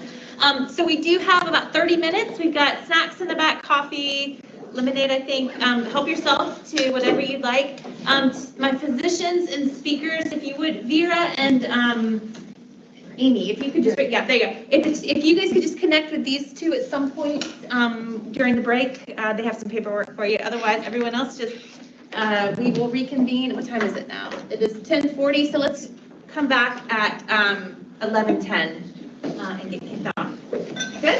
All right, thank you.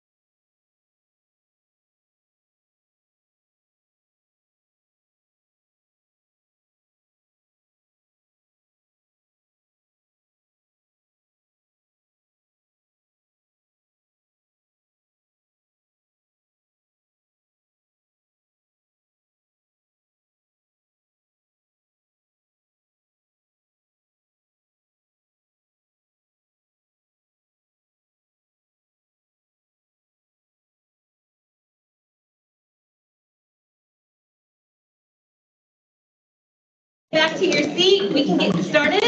Oh, darn.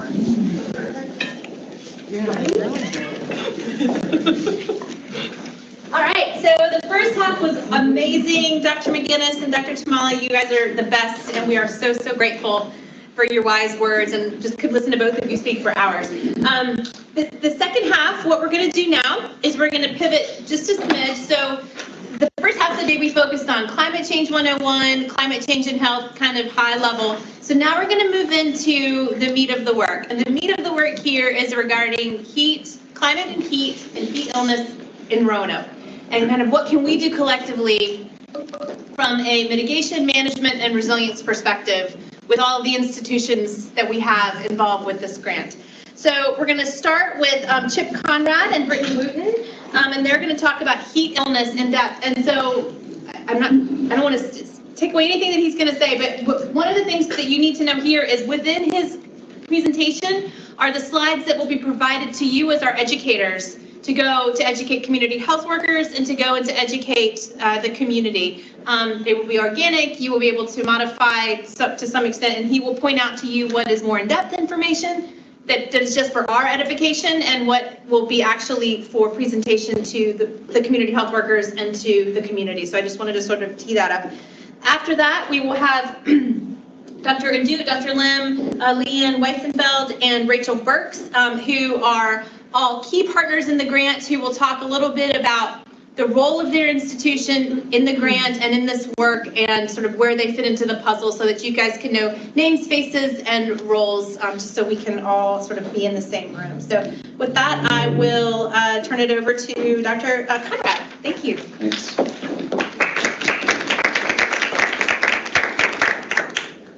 Okay, well, it's a pleasure to be here. I actually, as some of you know, I grew up in Roanoke. I haven't been here much in recent years, but I'm just amazed how much it's really grown up. It's a beautiful place. I really appreciate the mountains. I direct the NOAA-funded Southeast Regional Climate Center, which is in Chapel Hill. I'm also a professor in the geography department there, and I've been there for about 30 years now. Okay, and so a couple of objectives here, and I'm just going to kind of walk around. I'm going to give a background, a little bit on the basics of climate change. Dr. McGinnis gave an excellent, sort of an excellent overview, and what I'm going to try to do is maybe complement some of the things that he said there. And then I'm also going to talk a little bit about the environment, aspects of the environment that make the heat especially dangerous. And then I'm going to turn it over to Bryttani Wooten, she's my master's student and will soon be starting a PhD. And so she's going to talk about basically the health impacts and prevention there. Okay, so there's questions here, that people are going to be asked. And I think, too, and with the first two presentations, I think we can all answer those questions really well. So I'm going to move on here to the next slide. I've got to tell you just a little bit about our climate center here. So we're funded by NOAA. We're one of 6 centers scattered out across the country. You can see our geographic footprint. So you see there in the blue there, Virginia down to Florida. It includes Puerto Rico, and it goes all the way west, basically to Alabama. We do a number of different things. We engage with communities, like what I'm doing here today. We're really into educating stakeholders on climate issues. Climate, as you can really appreciate, is exceedingly complex. And so a lot of what I do is to try to translate this information into forms that are useful and help people really try to get their minds around what climate change really is. And also, too, to really educate people, because there's a lot of misinformation out there. And Dr. McGinnis talked a bit about that, and I'll say a little bit more in my presentation. A big thing that we do at our center is we develop web-based decision support tools. So we take all this complex weather and climate data and put it into forms so that people can basically readily use that. And one tool that we have is something called the wet bulb globe temperature, which is a mouthful there. The wet bulb globe temperature prediction tool. And there's more and more people that are using that. I won't have opportunity today to talk about it, but it provides a very useful measure of heat stress. And more states across the country, their high schools are using that. They're requiring it to be measured on the field. but it takes into account a number of things besides the air temperature. I'm going to skip over this slide. Dr. McGinnis went through this very, very well. And I'm going to spend a few minutes here talking about this, okay? And I think you've all come to appreciate that there's a lot of things that are going on with climate change here. And this diagram here just kind of gives a sense of just all the complexities here. And one of the things that I have studied for years is heavy precipitation and basically the hydraulic cycle and so forth. And so I'm just going to focus just a minute or two on this and how that relates indirectly to heat. So obviously, as the world is warming up, the oceans are warming up. You know, we live on the water planet. More than 2/3 of the surface is water.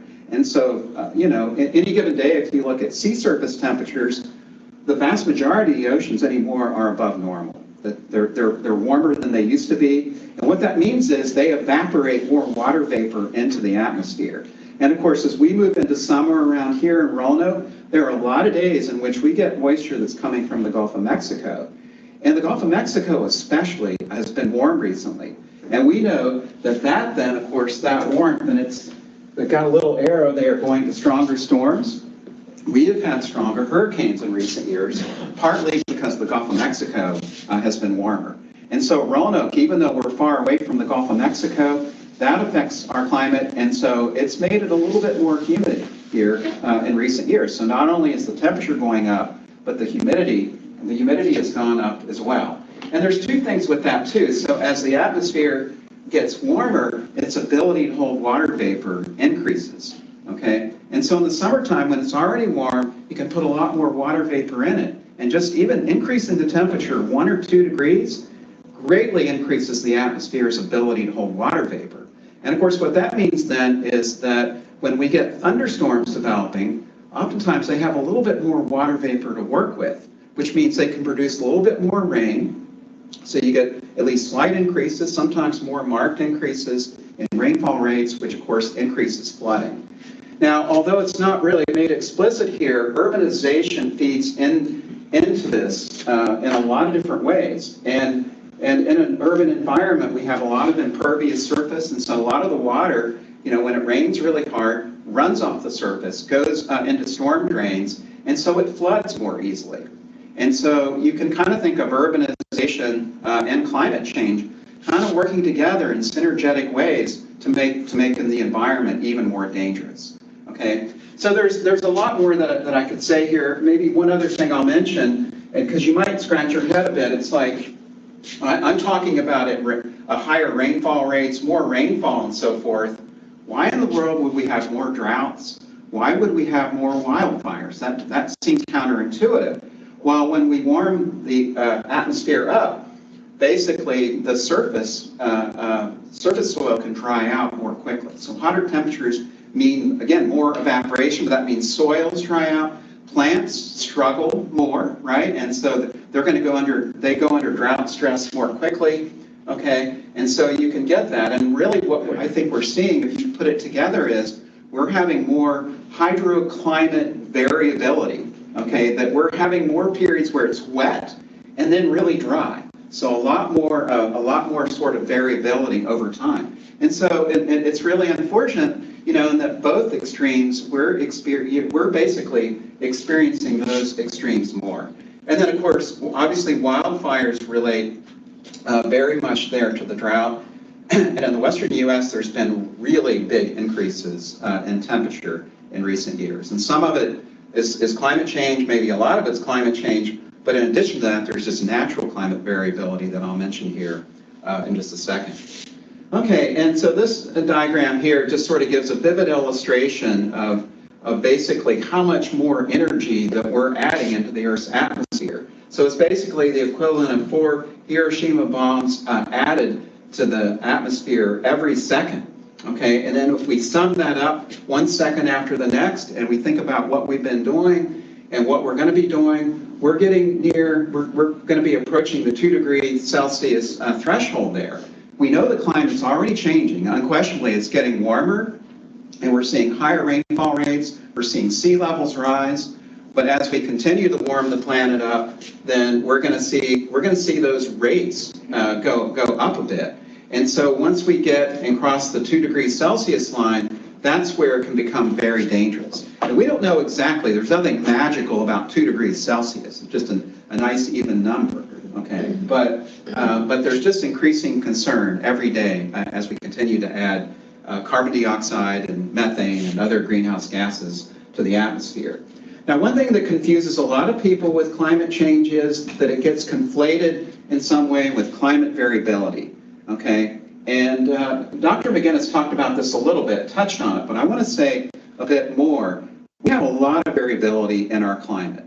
And you know it this winter. Roanoke, I think, in January and February, I have to check and see for sure, but I think Roanoke experienced its warmest January and February on record. And of course, what you see is a lot of plants blooming, which means there's pollen. Down in the Research Triangle where I live, a lot of the loblolly pines are starting to burst. And my car just had a lot of green on it. And typically that happens in late March. What is it? So this is the beginning of March. So we're talking we're probably 3 to 4 weeks ahead. And so you might ask, okay, well, is that climate change? Well, part of it absolutely is climate change, but it is also the fact that we have La Nina conditions that are going on. And so when you look at La Ninas in the past, those tend to be periods where temperatures tend to be warmer in Roanoke. La Nina winters also have less snow. So we got La Nina happening on top of climate change. And so that can be especially concerning, right? And so anyway, that all relates to climate variability. And La Nina and El Nino, basically, that represents some of the natural climate variability. So we've had lots of La Ninas in the past, El Ninos in the past, we're going to have them in the future. And so we have this natural variability. And of course, climate scientists are studying a whole lot, and they can't quite work it out yet because it's very complicated, because El Nino and La Nina involve interactions between the ocean and the atmosphere. It's very complex. But the huge question is how is climate change affecting the character of El Nino and La Nina? So that's a very active research question here. So anyway, when you're talking to people about climate change, you got to really emphasize there's just a lot of variability, and you can call it weather variability. We have weeks and days that are very warm, that are cold. We've always had that in the past. We're going to have it in the future. So that variability is part of it. 3 analogies here. You can think of climate as basically a batter's his average or her average over time. But every time that person gets to the bat, whether they hit a single, a double, or a home run or strikeout, that's like the weather. And so like it's getting warmer. That doesn't mean you're gonna get a strikeout necessarily. You could get cold conditions. Roanoke's probably going to have some very snowy winters in the future. It's just not going to happen. Just not going to happen as frequently there. You can also think of it in terms of traffic. Climate is the traffic, and weather is the individual car. So an individual car is kind of, depending on the vagaries of the lights, cars moving forward or moving slower. Some people are driving faster. Some of them are driving slower. So there's a lot of variability there. This one I never heard of before. Climate is your playlist, and weather is the particular song that's playing right now. And we know that the weather it can vary quite a bit. So that could be a pretty long song list there. My favorite analogy here is this one, to think about walking a dog. So I have a dog, and if I've been at work all day and I let him out and I put him on a leash, he's going all over the place. Okay, and it's just basically filled with energy.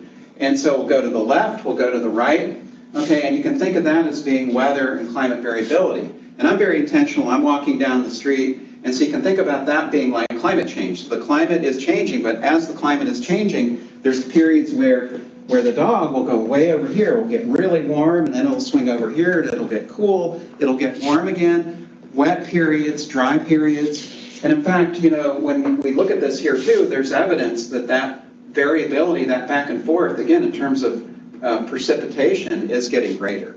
Okay. So anyway, I think that's another way there to look at it.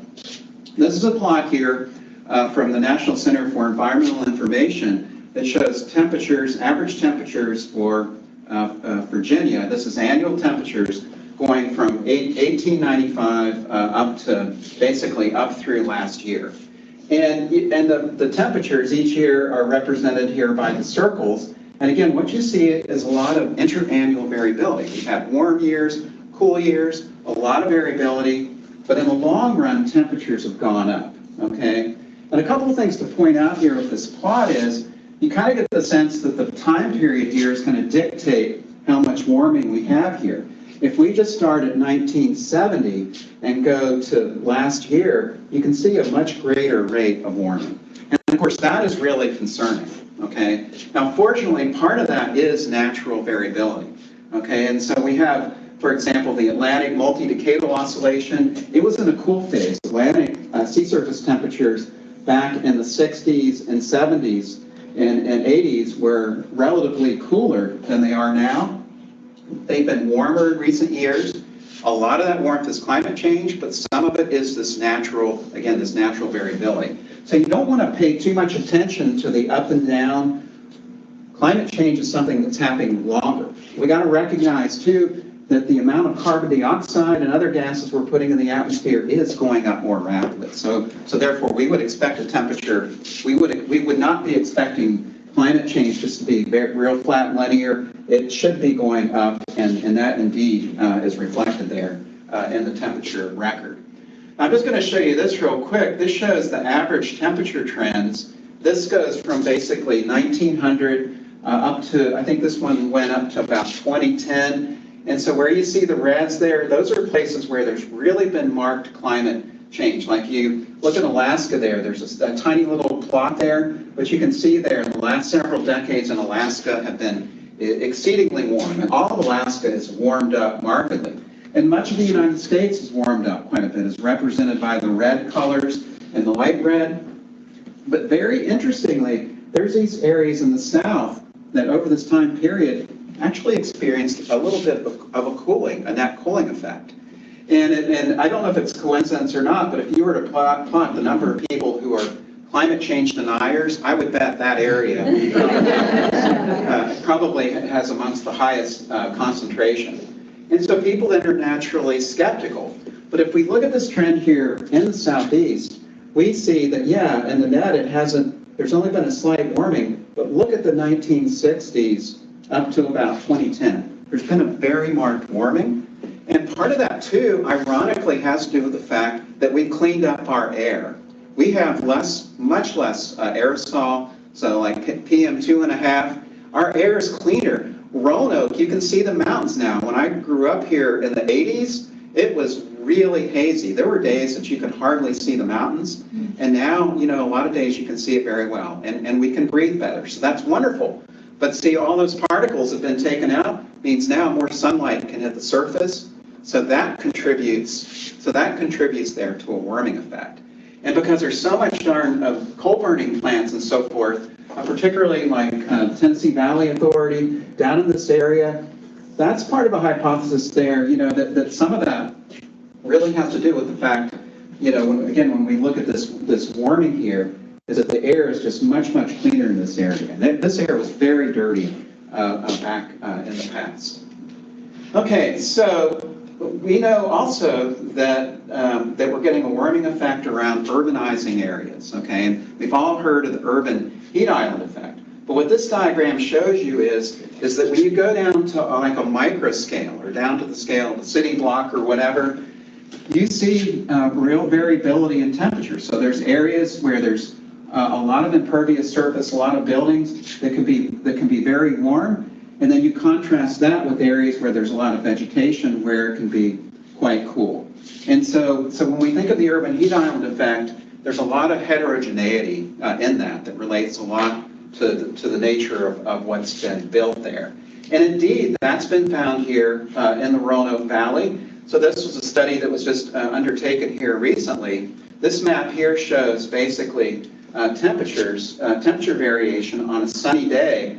Obviously, the red areas represent very warm temperatures. The reddest temperatures represent air temperatures that are exceeding 89 degrees. The bluest areas are temperatures that are around 80 degrees.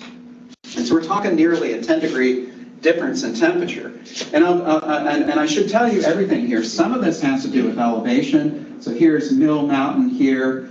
and there's certain places where we have hills and mountains. That makes it a little bit cooler, but a lot of these cool areas have to do with the fact that there's a lot of trees that are there, okay? So this, in one sense, is a mapping of how much urban landscape there is. And so the downtown area here, where you have all those building structures and so forth, is very, very warm. But then you can see areas where there's basically parks, where there's trees, and those areas are somewhat cooler. Okay, so there's other factors that increase the heat stress, and I think we all know humidity is a big one. And unfortunately, in our area, the humidity in Roanoke can be pretty darn high. And so climate change, unfortunately, is making the humidity greater. So it's not just an increase in temperature, but it's also an increase in the amount of water vapor that's in the atmosphere. But when we go around a local landscape, there are variations in humidity. So there are places that are a little bit drier, and so that makes it a little bit less dangerous. But two really important factors as it relates to the urban heat island has to do with radiation coming off the surfaces. So we call this infrared radiation. So all bodies radiate, okay, by the Stefan-Boltzmann law, and the warmer a body is, the more it radiates. And so basically, asphalt, for example, and concrete, and these surfaces that we see in urban areas, they basically absorb heat and they get very warm, and they're completely dry. So none of that energy goes into evaporation. It all goes into sensible heating. They get hot, and so that makes the air hotter. But not only that, when you're in the vicinity of those surfaces, they're basically radiating energy to you. So you're getting warmer temperatures, and you're also getting radiated. And then if you imagine if you're in the sun, okay, as you're walking, let's say across the parking lot, you're getting direct sunlight, okay, so that's shortwave visible light coming in, that's warming you up. You're getting warmed up by the surface underneath, and so there's multiple things taking place. And some of the research that we've done at the Climate Center reveals that wind or ventilation is a huge factor on days that are especially hot, particularly days if there's not much wind. And if you, for example, if you just increase the wind by 1 or 2 miles an hour, that can make a big cooling effect. So it's basically, fans. And so we have days occasionally, some of the hottest days that we have, there's not hardly any wind, and that basically makes it a lot worse. Okay, so I think with that, we're going to segue over. So Brittany's going to talk about the dangers of hot weather and heat waves. Thank you. All right, and so just to kind of reiterate the point that was made earlier, so these slides are going to be the slides that you guys will be able to use for your educational purposes. And all the slides will be included in that slide deck, except for the slides that were kind of highlighted in blue that Dr. Konrad hinted at. Like there's only maybe 3 or so of those slides earlier in the presentation. And so those will not be present in the slide deck, but everything else that's not in that kind of blue overlay color will be present. And then there are speaker notes that kind of summarize the things that we're going to say here so that you don't have to remember every single thing that we're saying, and you have those to reference later as well. So now kind of getting into this relation of, heat and heat illness. And so kind of the biggest takeaway is that we're learning today is that heat and hot weather are very dangerous, and that they're associated with an increase in a variety of illnesses. We just highlighted some here, including heat-related illness, cardiovascular respiratory disease, kidney stones and failure, electrolyte imbalance, and then different adverse birth outcomes such as preterm birth. And so, like we just said, it's associated with the increase of those illnesses, but also, death rates are going to rise as a result of those illnesses as well as it relates to heat. And so this bottom kind of rectangle here just shows you how the number of heat-related illnesses in Virginia have been increasing through time from 2015 up and through last year, and are on average and are on track to continue to increase as temperatures continue to increase. And so kind of going off of what Dr. Konrad was saying, this role of humidity, as I'm sure a lot of you have anecdotal experiences knowing, how a humid day at, let's say, 90 degrees feels a lot different than a not humid day at 90 degrees. And so this is where the measure of heat index, if any of you are familiar with that, comes into play, which is a measure of kind of how hot it feels outside, maybe not as representative of the actual air temperature, but the temperature that you as a human being are experiencing. And so that's calculated using both temperature and the humidity present within the atmosphere. And so this chart is kind of showing you that, as relative humidity is increasing, you don't really need that hot of a temperature to start getting into really dangerous, excess heat values. And so as you can see, the danger level starts at a air temperature of 86 degrees, but it's a relative humidity of 90%, versus being able to get to maybe 96 degrees of the air temperature with only a 40% relative humidity value before you start reaching into that danger zone. So being cognizant as health professionals of what that heat index value is also a really great indication of knowing kind of what the conditions will be like for you and then your patients. And so the National Weather Service, will put out excessive heat watches and excessive heat warnings. And so here's just kind of explaining what both of those mean. And so another way of, being proactive is being cognizant of these watches and warnings that are getting put out, because those can also give you indications of the conditions that you would be expecting to experience, and being able to take some of the precautions that we're going to go into later in the presentation if you know that those conditions are going to be present. And so now kind of getting into, we're going to talk about populations that are both at risk and then populations that are vulnerable. And so here we're defining at risk as a person or a population that is experiencing or could experience the greatest exposure to heat. And so these lists down here is not, of course, an exhaustive list, but kind of just highlighting some of those primary populations. And so, thinking about people engaged in outdoor occupations, people doing outdoor work, would make sense that they are at greatest risk for heat exposure, since that's their primary location of doing their work. So that would include agricultural workers, as we talked about, high schoolers who are doing high school athletics in summer, people just doing yard work, whether that's just at your house for leisure. And then it says predominantly men and younger ages. Again, that's going kind of with the demographic statistics of people doing this agricultural work, but that's, of course, not an all exhaustive list. Anyone who's, younger age children, no matter gender, would be at risk. And then just anyone who's really going to be doing primarily outdoor related activities. And so now kind of thinking about vulnerable populations. So vulnerable here we're defining as, the degree to which a person or population is sensitive to or unable to cope with the negative impacts of heat. And so there's a lot of populations that are both at risk and vulnerable, but there is a slight differentiation where these vulnerable populations are just populations of people where it's harder for them to kind of combat all of these impacts of heat that might be impacting them. And so just to highlight, kind of primary thing is thinking about people without access to air conditioning.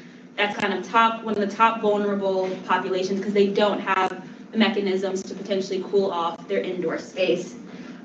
We talked about it in earlier presentations as well, thinking about older populations, so those that are 65 and older, and then on the kind of flip, pregnant women or infants, kind of at the other end of it.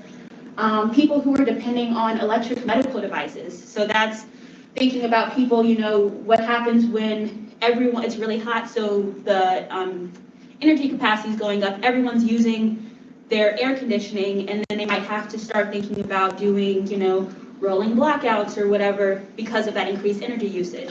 So those people who depend on electric medical devices would be at an extreme risk if those were to get cut off as a result of extreme heat.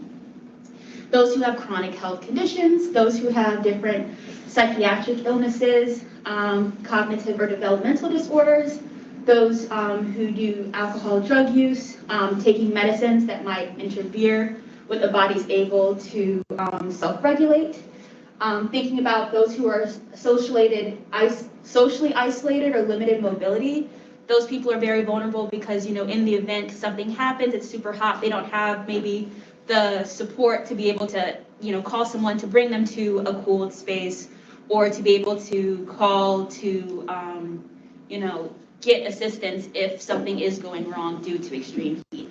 So as we'll kind of get into it later on, as healthcare professionals, being cognizant of not only within your own family, your own patient networks, of those people who are fitting into these categories, and definitely looking out for them, especially in these periods of extreme heat, when we're getting those excessive heat watches, excessive heat warnings. These are kind of the first people that we want to, make sure that they're okay. And so now kind of just looking at, the city of Roanoke, specifically thinking about vulnerability within this space. So this is coming from the 2021 Carolyn Roanoke Valley Community Health Assessment. And so this is showing that there are about 21% of city residents who live in poverty here in Roanoke. 32% of those are children. 13% of the city residents do not have a vehicle.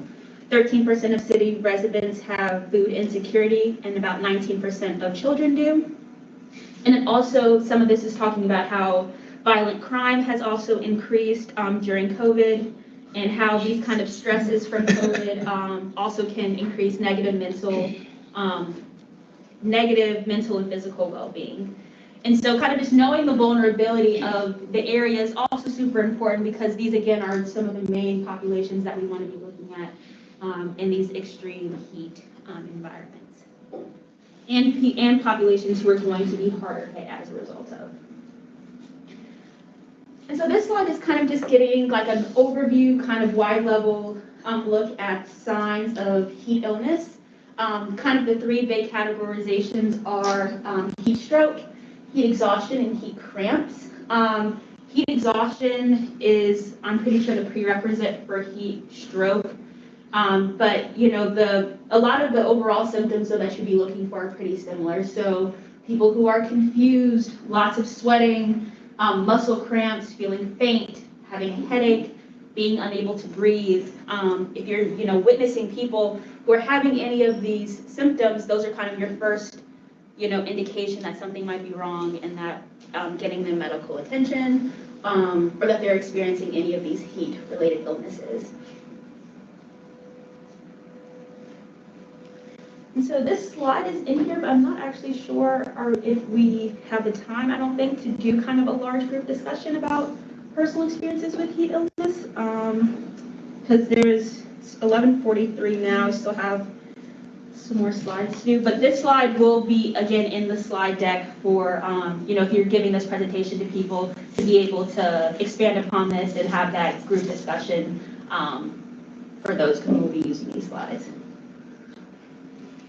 And so this is kind of looking at why older adults specifically, so again, this is like those 65 and older are at a higher risk for heat illness. So kind of why they're in this vulnerable category. And so kind of the first big thing is that, a lot of older adults have multiple chronic illnesses, which, as we've learned through our different presentations, make them more vulnerable to the effects of climate change, especially extreme heat. We'll get into it in another slide in a few minutes about different medicines that can affect your body's ability to thermoregulate. So having those medicines that are definitely essential to their lives, also though might prevent their body's ability to regulate in the event of this extreme heat event. Just going along with aging, not maybe feeling overheated, even though they are overheated. A lot of people, I can speak to my own family, are stubborn and are like, I'm fine, but actually are not listening to the signs that their bodies are giving them, letting them know that something is not okay. Different body compositions, decreased ability to feel thirsty, and then unable to, replenish the necessary fluids that they're losing as a result of, maybe excessive sweating. There's also dementia, and then maybe potentially not having access to air conditioning or a cool place to go. And then that comes with, maybe being in social isolation, and then also having limited incomes that might prevent them from being able to have the resources to attend to that. And so kind of looking at the city of Roanoke specifically for chronic disease, this is just giving kind of a wide overview of how Roanoke compares to to the rest of the state. But as you can see here in Roanoke, a lot of the rates of chronic disease are a little bit higher than they are for the rest of the state, meaning that, the city of Roanoke might have, more people who are at these increased risk of extreme heat and heat illness. And so just being cognizant that, this is probably definitely one of the reasons that Roanoke was chosen for this grant and to continue with this heat literacy, because this community is definitely one that will need it. And so this slide, I'm going to also preface, I'm not a doctor. So, some of these names of medicines, many of you will probably know about them much better than I do. But they're on this slide just to kind of giving you this overview of, again, certain medicines that can interfere with the body's ability to stay safe and why. So, they're increasing the risk of dehydration, impairing the ability of those to sweat, decreasing the heart rate, increasing the body temperature, and also reducing alertness and judgment that one would need to be able to address what's going on with their body and react appropriately as a result to extreme heat. And so, I won't get into the drugs just because, again, like I said, I'm not super familiar, but if, this can be a slide that anyone can feel free to maybe edit or add to if they know of other drugs that are related this way. And then here's just another one, if we maybe had more time, where if you're giving these slides and giving this presentation to you in your own community, kind of thinking about out loud what steps can those that you're talking with work to prevent heat illness. And then we're about to get into some right now. And so kind of the main ways to prevent heat illness, the biggest one is try to find air conditioning if it is at all available. So try to find an air-conditioned space, whether that's a space in your own home, one of a family or friend, whether that's a public space, or potentially a cooling center when those become available. And so, if there is no air conditioner available wherever you are, kind of the next steps that you would tell people to take outside of trying to find a cool place would be to drink plenty of water, even if they aren't feeling thirsty, just to make sure that they're staying hydrated. To take a shower or a bath with cool but not super cold water. To avoid using the stove or oven, that's just another source of heat and this kind of infrared, this radiation that can be used to heat you up. Avoid having drinks with alcohol, caffeine, or lots of sugar. And then also, try to keep home cool by closing the shades, drawing curtains, trying to get, again, much of that external radiation out to try to cool your space down. And then lastly, trying to wear loose or light-fitting, light-colored clothes. So if, you're at your home and for whatever reason, air conditioning is not available, these are the steps that you can try to take most immediately to try to reduce that heat stress on your body.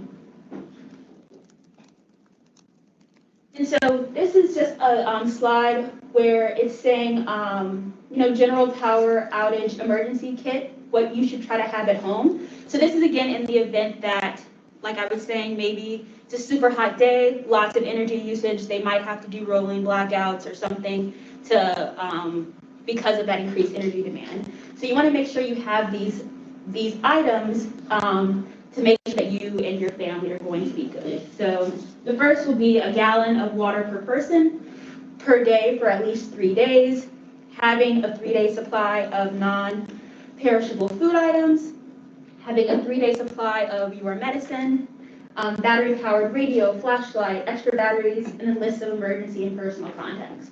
So again, this isn't, exclusive, obviously, to just extreme heat events, also super relevant for hurricanes, flooding events, all of those types of things, just like your general emergency power outage kit. But as we've kind of been learning with with climate change and the increasing number of all of these kind of extreme weather events, these will become maybe even more important to have as we're moving through the future. And so lastly, this kind of slide is just giving you a large summary of kind of the key messages that we tried to get through this presentation. The first is that heat waves are the most fatal extreme temperature event. So do not discount the role of heat and how important it is to try to mitigate against for the health of you and the people that you love. Individuals who live in homes without AC and have some of these risk factors are some of those people who are most vulnerable and at risk. So again, older adults age 65 plus, those with chronic medical conditions such as heart disease, diabetes, obesity, those with serious mental health conditions, those who take medicines that impair their body's ability to self-regulate, and then also those who are having drug use or using heavy drinking. And then the last biggest kind of mitigation thing and message to take away is that air conditioning saves lives. So trying to find a cool place for you and your family to go to is always trying to be kind of step one when you're experiencing these extreme heat events. And so lastly, these next couple of slides are kind of giving a big overview of some of the programs that are happening here in Roanoke. And so I won't go into too much detail because you'll hear about them more specifically in the next set of presentations. But these next 4 slides just have kind of the basics and necessary links for that way when you are translating this information to other people, you have this available to reference. So the first is that there is cooling assistance. So the Virginia Energy Assistance Program through the Virginia Department of Social Services. Here's the link on how to apply. Again, they'll go into more detail in the next presentation. The second is the Appalachian Power Programs, so the Home Performance Program and the Energy Efficient Kit Program, both again of which they're going to go into more detail for. Going to go into more detail with. Third is Healthy Homes Roanoke, so a public-private partnership that works to improve the health, safety, and comfort of the most vulnerable citizens through holistic home assessments that address energy burden, indoor air quality, and home safety.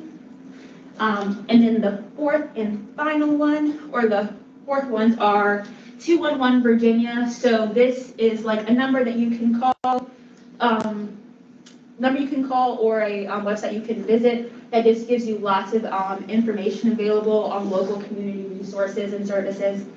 And then the Carolyn's Easy Health Guide, which provides information on free and low-cost community health events, programs, and services in the Roanoke Valley, with the website to go with there as well. And again, more detail and questions aren't really going to be ones that I can answer, but they will get answered in the next session. And the last one is going to be the Roanoke Heat Resilience Education in Roanoke. Youth Heat Resilience Education in Roanoke, which we talked about really briefly at the beginning. And again, more details going to be coming with that.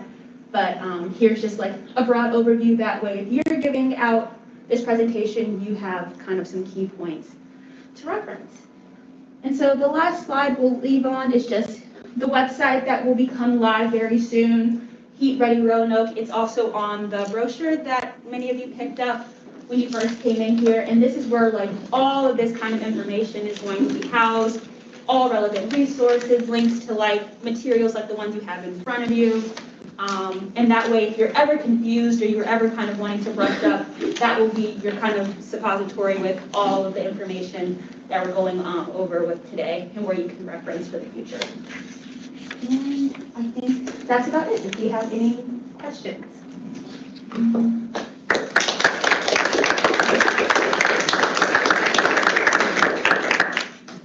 Thank you, Brittany. Okay, so next we are going to have, we're going to start with Dr. Ahdoot from Virginia Clinicians for Climate Action. He's going to give us an overview of their program and go into a little bit more detail on some of the resources and tools that we'll have available to you.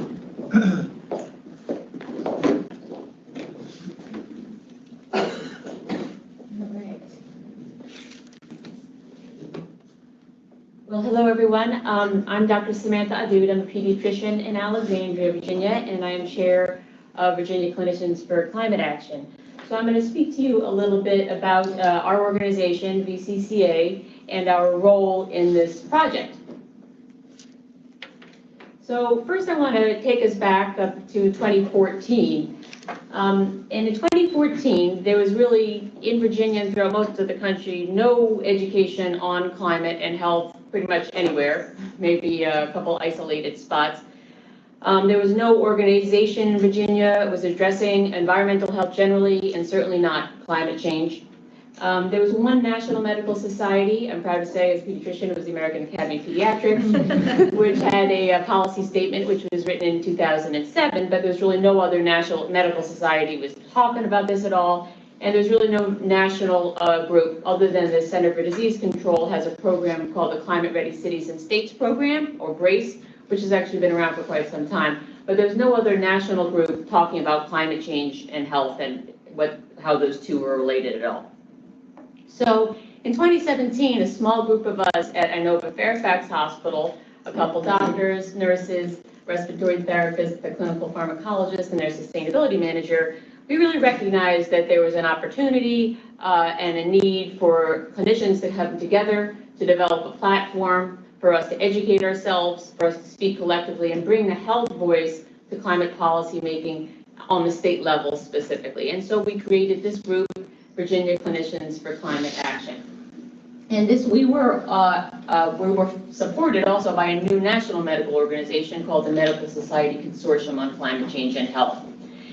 And we created our mission is to educate and mobilize clinician leaders to bring the health voice to climate policy making in Virginia. Our vision is that Virginia will become a national model for equitable climate change solutions that protect the health of all Virginians. And our theory of change is that we as clinicians have the knowledge and mission to play a vital role in protecting the health of Virginia's families and communities from the effects of climate change. This clinical voice can overcome entrenched partisan and economic barriers by focusing on the health benefits of climate solutions and the health dangers of inaction. So that is those are our foundational mission, vision, and theory of change. So what is the role of clinicians on a warming planet? Well, I like to think of it in sort of three main categories. One is as educator, one is as advocate, and one is as clinician. So first is as educator. This is a new problem, and so we are all learning about it at the same time. There's very few doctors or nurses or clinicians generally who learned anything about this in our training. Medical students often know as much as we do. We're all learning at the same time. And so we are having to educate ourselves. And in fact, this is happening now pretty quick. Climate and health curriculum are popping up now very quickly. Just a couple weeks ago, Harvard announced that it's integrating climate change into its medical school curriculum. And there's been a lot of work over the past few years. There's a whole new global consortium on climate health education at Columbia, which is part of their climate school.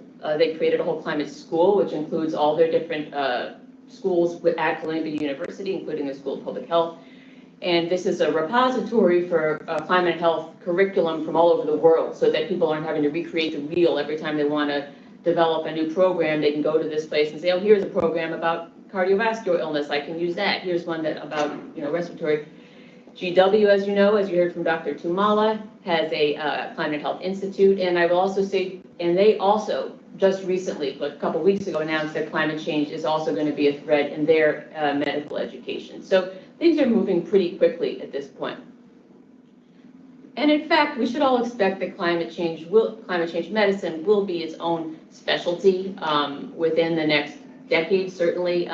This was written in 2018 by the Accreditation Council for Graduate Medical Education. They predicted it will be by 2035. I think it's happening faster now, probably will be by 2030. And actually at UVA School of Medicine, myself and Dr. Holman Y are the course directors for their climate and health elective. We just held it for the second time a couple weeks ago, and we're already filled for next year. So it filled capacity very quickly. And in fact, our course was featured in the university's sustainability report. VCCA has created, in order to foster education and health programs across the state, we've created a Virginia Climate and Health Education Collaborative. And we have yearly summits. Our summit for this year will be May 6th. And we bring together schools of health training from across the region. This picture is from the Virginia Commonwealth University student group, and they have students from the schools of nursing, pharmacy, and medicine. And because of their group, first they're just now started their own climate health elective in the School of Medicine. They also partnered with students at UVMS and introduced a resolution at Medical Society of Virginia to address the health effects of climate change, and it passed just this past annual meeting that MSV had. So and VCCA provides support and funding for these student groups. Not only are we educating ourselves as clinicians, but we also have an important role in educating the public. I'm very proud that VCCA recently celebrated the publication of our 100th media piece in which we were featured or authored. And Dr. Matthew Meyer, he published the 100th piece. This is one of his other pieces. He's an anesthesiologist at UVA. He's co-chair of the UVA Health Sustainability Committee and a VCCA steering committee member. The second pillar is as advocate, clinicians as advocate for climate solutions. And we focused with VCCA on state level climate solutions. There's a lot of action that happens in energy policy on a state level. And really until VCCA came, we really had no way of speaking as health professionals in support of clean energy policy. We were the only ones, we're the only ones who talk about why these things matter for people's health. And they matter quite a lot, as you've learned. So we gather every year. This is a picture from our recent 6th annual Advocacy Day. We had 65 members participate, and we had dozens of meetings with legislators supporting state climate policy. One of the ways that we support climate policy is actually by developing research reports on how the policy will benefit the health. So one of the bills that was introduced in 2021 was to reduce vehicle strengthen vehicle emission standards for cars and light trucks in Virginia. So VCCA did a research report on what are the current health effects of cars and light trucks in the state of Virginia, and what would be the benefits of this stronger pollution standard. So this report was heavily cited by cities and by our partners promoting this bill, and I'm proud to say that the bill passed. This was in 2021, and it survived 2023. So it's still alive. I'm very happy to say. In addition, one of the things VCCA does is create videos in support of our policy, the bills we support, the policies that we support. So this is a video featuring Dr. Irene Mathieu. She's a pediatrician at UVA, and this was a video that we created in 2021 in support of the Clean Car Standard. I'll play this for you now, the Stronger Clean Car Standard. My name is Irene Mathieu, and climate action is important to me because children are some of the most vulnerable people when it comes to climate change. Research has shown that traffic-related air pollution can lead to birth complications. Prematurity and low birth weight disproportionately impact communities of color, particularly Black and Latinx families. These babies often face an array of complications. That's why it's important to me that we decrease vehicle emissions by reducing miles traveled and providing sustainable ways for people to get around. Climate solutions are health solutions, so let's work together to make sure that every child in Virginia can breathe easier.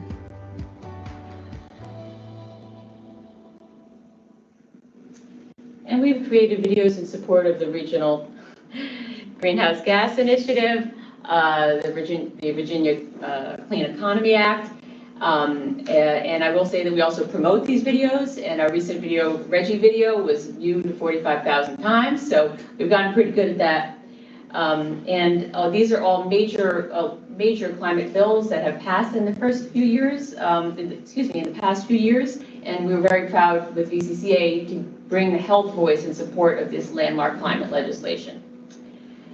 And then lastly, we have an important role as clinicians, and that's really where this program comes in. So what does that mean? Well, that really means talking to our patients and protecting our patients from the existing and future health effects of climate change, and a major one of which is rising temperature and risk of heat illness.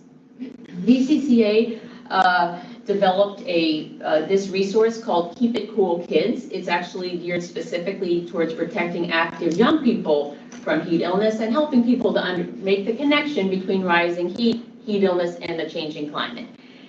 We distributed this brochure and poster to 30 medical offices in Virginia. Gave out thousands of copies for free in English and Spanish. And because of that work over 2 summers, last summer and the year before, and we received honorable mention from EPA in their 2022 Let's Talk About Heat Challenge. And these materials are endorsed by the Virginia Department of Health.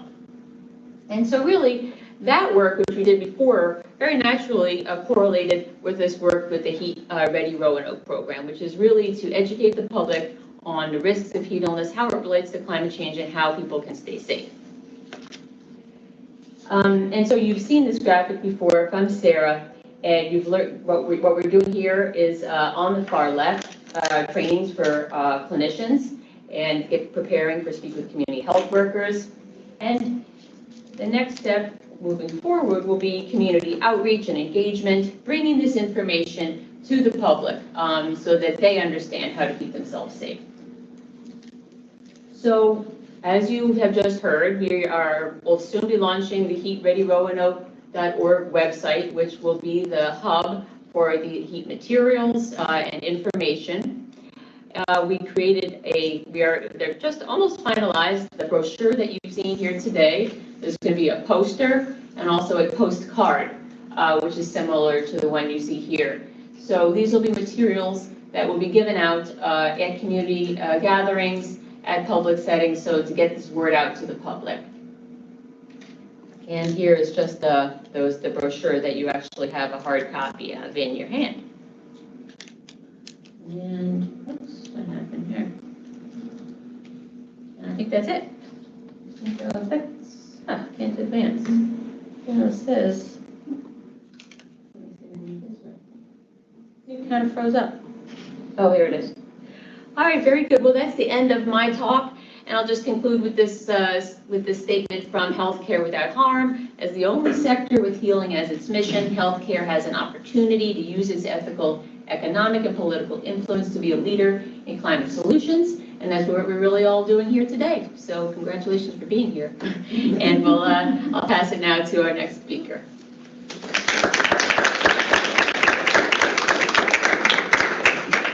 Okay, yeah, so next we have Dr. Theo with Virginia Tech, who's going to talk us through his engagement with us and his program with Roanoke City Schools. Awesome. Very happy to be here. All right, so just a moment ago when you saw on Dr. Ahdoot's slide, there were 2 halves of this program that we're doing here, and you all, of course, are involved on the right side of that project. I was on the left side of that project where you see the urban planning interventions. So I'm going to talk a little bit, and you heard from the wonderful presentations that preceded me what the kind of the relationships between temperature and the built environment are. And so it might make sense to talk a little bit about what we can do about the built environment in order to mitigate some of the temperatures that we feel.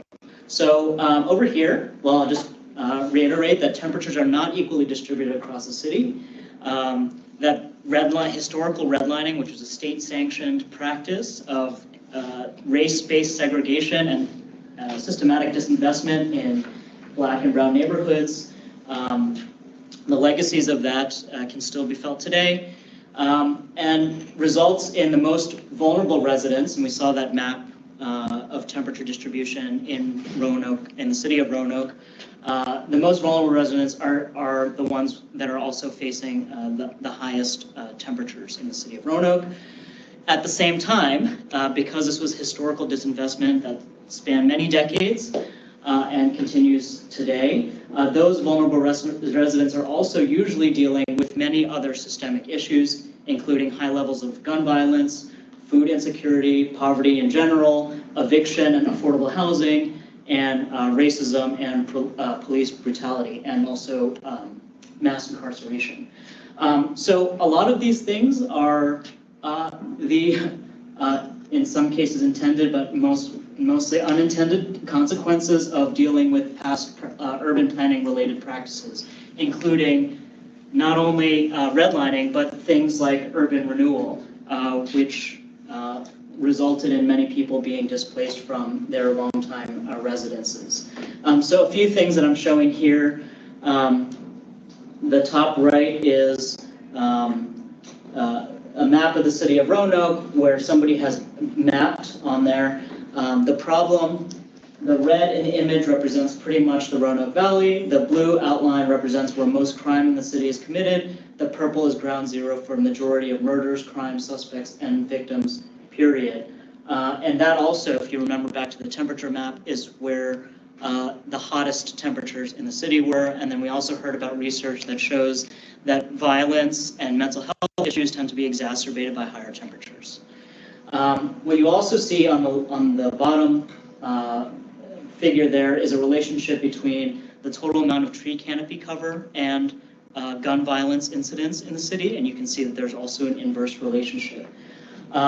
So you might think that, okay, there's a relationship between the temperatures that we feel and the amount of hard surfaces that absorb heat and the lower amount of vegetation in those neighborhoods, so why don't we just go ahead and use urban planning practices to just plant more trees there? Well, maybe I'll back up for a second. It's often not that simple because firstly you need to get the political will in order to do that and amass the resources in order to carry out an initiative of that scale. But also, kind of counterintuitively, oftentimes because of the legacies of urban planning in the past, the same neighborhoods that are most vulnerable to the effects of high temperatures are often very skeptical of large-scale initiatives to do anything in their current neighborhoods. And so that underscores what I'm about to go to now, which is how are we engaging with those vulnerable populations. And one way that we have that we've started is through engagement with youth, which you've a little bit heard about in previous slides. But in 2021, my students and I began a program with Roanoke City Public Schools where we'd go and we'd deliver a 2-week module during their summer school period. We brought out a touchscreen that was loaded up with temperatures and maps of zoning and things so that they could explore, you know, here's where I live and here's where the temperature is hotter, and make that correlation. The interesting thing about, you know, working with middle school students, if you ask them, you know, can humans control the outside temperature, they will look at you like you have two heads, and they'll say, no, if you want to control temperature, you go indoor and you turn your thermostat down. So what our goal was is really to have them realize that there is a correlation between temperatures that they can sense with different instruments and on this touch screen with loaded up with different maps, and the landscape elements that they see in those environments. So they see, okay, this neighborhood has a lot more trees than my neighborhood does. It's also 5 degrees cooler than my neighborhood is. And they start to make that connection that makes it a systemic issue for them rather than an individual issue that they solve maybe by going inside and turning on their AC or drinking a cool drink. And we actually did see, you know, we had them go out with sensors in the environment on their schoolyard and measure temperatures and also feel how their body feels in the different environments, in the sun, in the shade, on different surfaces. We had them interview each other to understand what their classmates' experiences with heat were in the past. And then we also had them do some urban planning exercises, which really solidified that humans make changes to the built environment. The built environment then affects the temperatures that my body feels in those spaces. So the interesting thing was over the course of this 10-day period, we really did see a shift in the perception of these kids from heat as an individual issue that I feel in my home to heat as a systemic issue. And for an urban planning exercise, this is really important because in order to get action, we need people to realize that it's a collective issue, right? Just like things like food insecurity. You go from thinking, I just happen to be hungry today, which is an individual issue, to this is a systemic issue about food deserts and poverty, right? We want to make the same kind of connection to I feel hot in my environment, to this is a systemic issue that can be solved through collective action. All right, so we found through our process of engaging with these kids that heat is already an issue in Roanoke. So many students describe feeling very uncomfortable because they either had no air conditioning in their homes or their spaces were under air conditioned. So many of them do not have central air. They may have just a window unit, and that window unit may be too small or undersized for their home. And actually, this is what I think makes Roanoke even more dangerous place, because people tend to assume that we are in a mild kind of mountain area with mild summers, but that is changing, obviously, and many people don't have adequately sized air conditioning. So they describe sleeping on the ground in the living room, taking frequent showers to cool down, putting water bottles in the freezer so that they could sleep with those water bottles at night in their bed because they're just too hot. Our most kind of dramatic example was one young woman who described that she actually found her grandfather suffering a heat stroke, and described how her family had to go to a hotel room because the heat in their home was so bad, and she was actually the one to call the ambulance for her grandfather because she recognized the signs that he was not well. Another student described decreased use of outdoor space, which we know is really important for young people's social development and recreation and physical activity. So somebody said, I have little siblings that like to go to the park, and older siblings who run and exercise there, but sometimes if it's too hot, they don't want to go there to run or play because the surfaces are too hot for them to touch. And then since this program, this all was material that we heard from the students in 2021, I've been engaging with a broader group of stakeholders who described more of that intersection between neighborhood safety and their ability to stay in a comfortable temperature. And so they described really actually heartbreaking stories about knowing that it's too hot in their apartment, but not wanting to send their kids outside because of fear of gun violence or gang activity in their neighborhood. And so we kind of heard about this from different perspectives already, but there's definitely this intersection of issues that are kind of converging and that will be made worse by rising temperatures. And this was actually, this anecdote that we heard about gun violence was actually described to me about one of the public housing developments, Lansdowne here, where they described the inside of the home to be just cinder block. So if you can imagine the poor weatherization of that environment and how it could get really, really hot in the summer because of that. So what are we doing about this? So of course I'm part of this grant. We're going to be continuing the engagement with the youth through that summer school program this summer, and we're going to be expanding it from the 50 kids that we did it with in 2021 to about maybe 200 in this summer. They're going to be doing a wearable sensor campaign because we want to understand kind of the temperatures of where they actually spend their time. Most of that is indoors. And then at the end of that, there will be an interesting opportunity for all of you to be involved, which is a reverse science fair that we'd like to have, clinicians and folks who work in health come and present their perspective on the issue in a clear way to the kids, and then the kids are the ones who do the judging of that. So I think that would be a fun activity to get kids from these neighborhoods and their parents involved, culminating that summer school experience for them, and that'll be on July 26th. And then this is just my ending slide here. We're also trying to build coalitions of organizations that serve youth and families because, as I said, a lot of their goals kind of are exacerbated or will be affected by increased temperatures. So we're working with artists, we're working to integrate the STEM curricula, we're working with the local churches, church congregations around issues of environmental justice, and then with, of course, the city as well, to kind of build this kind of holistic view of how to address heat and frankly trauma in general that is in these communities and how to heal from that while envisioning a safer and more healthy future. So that's the urban planning piece of this that I'm happy to take questions now or after the break.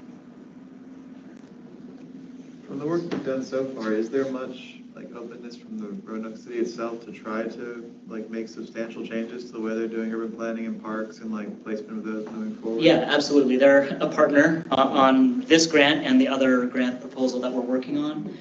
We're working with the Sustainability Office, the Planning Department, Parks and Recreation. But of course, the amount of change that's necessary is daunting to the city as well. And so the more that we can build these coalitions between neighborhood organizations, the residents themselves, the libraries, the public schools, like all of these different partners, I feel that the stronger kind of that momentum will be to move things forward. Yes. There's a slide from, I think, an earlier presentation where I was seeing if there were resources we had in the city for when there's like particularly hot days, like whether it's cooling stations or designated areas that are safe to go to, that kind of thing. Do we have that kind of stuff, and how do we as like people going out in the community like find those resources to give to people? So as I understand, there's an emergency management department, and there are places that would be deployed as cooling centers, like the Birdland Center or libraries with extended hours and things. But we're trying to strengthen that network and procedures through some of the work that will be done, I think, through this grant and also the proposals that are currently on the table. But yeah, we want to strengthen the ability for the city to respond. And can I add just one other thing to that? Meg and Leanne, who are here, are gonna add a little bit more to that to talk about the city. But part of what we're gonna provide to you are lists of resources as they exist currently, so that you will clearly know what you have to go out with. Thank you. Yeah, Laura. You shared something with me earlier that I found very interesting, and this is maybe just an individual perspective, but maybe it's a bigger trend and pattern, that like what at the household level, the introduction of a tree is not as simple as the introduction of a tree, and some of what you've heard about caring for the tree and those concerns, the tree, the limbs falling on a house, that sort of thing. So while it's great to get urban trees out there, it's not as simple as just getting them out there. And if you had any more... Oh yeah, I could speak a lot on this. Firstly, there's a lot of, we've heard that there's a lot of distrust between many residents in these vulnerable areas and greening efforts in general, because firstly, it takes a while for those trees to grow up. So the question then is like, who is this actually for? And then when you think about, the processes of development, when you see a lot of investment happening in an area, that not only sends a signal to the residents, it also sends a signal to potential developers who then potentially could come in, start acquiring properties and set off this unintended consequence of gentrification, which will then displace the very residents that you're trying to help. And so these kind of efforts are often viewed by the residents with a little bit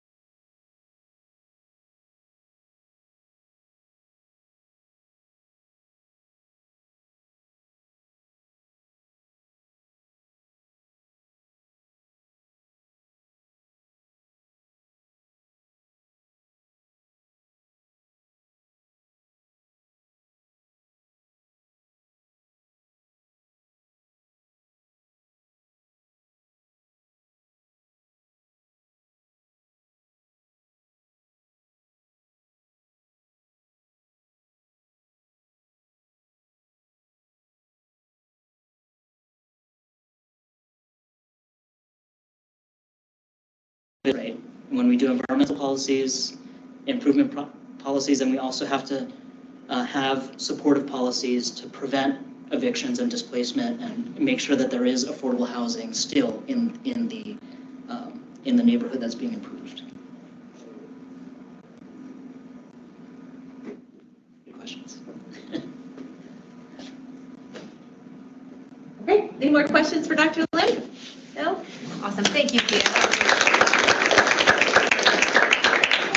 We are going to have Leanne Weitzenfeld from the city of Roanoke come and share with us a little more about what's happening in Roanoke City. If you click next, it should get you where you need to be. Okay. All right. Well, hello, everyone. Hopefully your eyes are not glazed over at this point because you've heard a lot of good information, but I'm sure your heads are really, really full. And I think that that is one of the points that I want to make when you go out into the public. Appreciate it. This background by all these professors and doctors has been fabulous. And you need that background, you need that data. But you're going to have to distill it down into something that the general public can grasp onto and understand. And so this is a graphic that you saw in the other presentation, but this is from the Climate Action Plan. Let me back up a little bit. I'm the sustainability coordinator for the city. Meg is my sustainability program assistant, and so we have a pretty small office doing a lot of really cool stuff. But our primary work, the most important core work, is greenhouse gas reductions, both through programs, policies. We've got a climate action plan draft that is in progress. I don't know if it will ever feel like it's done, but that will also be a tool that you can have. It'll be on the Heat Ready Roanoke site, but that also kind of gives it's a tool that you can definitely use. So like Dr. Lim was talking about, policy is really, really important. Engagement with the community is really, really important. And, you know, you've heard some of the challenges of how maybe cities have gone in and changed things in the past. And so going forward, our job is to not come into the neighborhood with solutions. This is what we're going to do. It's a back and forth engagement. So you're going to be doing some education, but we're also working on the engagement and the reciprocal relationships there. So it's really hard to understand why the 2 degrees, right? So it started out in the 40s this morning, and it's going to be maybe in the low 70s by this afternoon. That's 30 degrees difference. So why is the 2 degrees like a big deal, right? My family was fortunate to have just had COVID for the first time in January, and I can assure you that my body responded very differently with an increase in 2 degrees, right? So went from pretty healthy with just a sore throat on Saturday to in bed with a 100-degree temperature on maybe Sunday. And then it went up to 102, which made my body even worse, right? So my body's systems function differently. My organs maybe didn't function the same, and you guys in the audience can explain that much better than me, but the Earth systems are exactly the same way. So if you think about the Earth having a fever, that 2 degrees starts to make a little bit more sense. And let's hope that we can keep it to the 2 degrees. But what if in the future towards 2100 we don't make it, we don't act fast enough? Then it would be more like my body having COVID and having the 102-degree temperature. Way different than the 100. And so the Earth systems, they are functioning very well now, but that fever is going to cause things to fall apart, kind of like the rivets in an airplane. So rivets hold an airplane together, And as it's flying, you might be able to have that airplane stay together with 1 or 2 rivets that might pop out, might hit some turbulence, you lost a few rivets. But the more rivets you lose, then your airplane eventually is going to fall apart. And the Earth systems are what sustain us. Now, we heard about trout from Dr. McGinnis this morning. Our water in our streams might get too warm for trout, right? So it's more complicated than it just getting warmer for the trout, because it's not just the trout, it's the things that are in the food web below the trout and above the trout. That's part of the system. It's not only the water-based system, but it's the area right adjacent in the riparian buffer to the stream. All a system. Another example that we heard are tree leaves. We're having an early spring. It's been warm enough, leaves are starting to come out. I'm enjoying the weather. I'm looking forward to 70s this afternoon, right? But those leaves are coming out maybe sooner than the insects that eat them. And if the insects that eat them come out 2 weeks later, then those leaves are actually too tough for those smaller larvae and the early stage of the insects to eat the lignin that's already solidified in the leaves. So again, these are systems that support our lives, that give us clean water, clean air, and that's why this is important, right? Because as those systems fall apart, so does human health, and that is why you are all here. Okay, well, let me back up for a minute. So the Climate Action Plan is hopefully going to go to City Council sometime in May for them to adopt it. And again, you all will have access to that. There's a lot of work that needs to be done because, as you heard, there's a lot of carbon dioxide and a lot of other greenhouse gases that are already there, right? So if you think about some of the diagrams, if we go back to the diagrams that you saw and if about the energy kind of coming towards the globe and some of it going back up. But we've essentially kind of caused, if you think about the greenhouse gases, we've kind of put blankets over the atmosphere, right? So we've got these blankets, but we've got all these bombs going off every second. Four bombs going off under the blanket every second. That's what's already happening. And so eventually, I guess what I'm trying to say is that our actions need to be front-loaded. We've got a lot of work to do by 2030.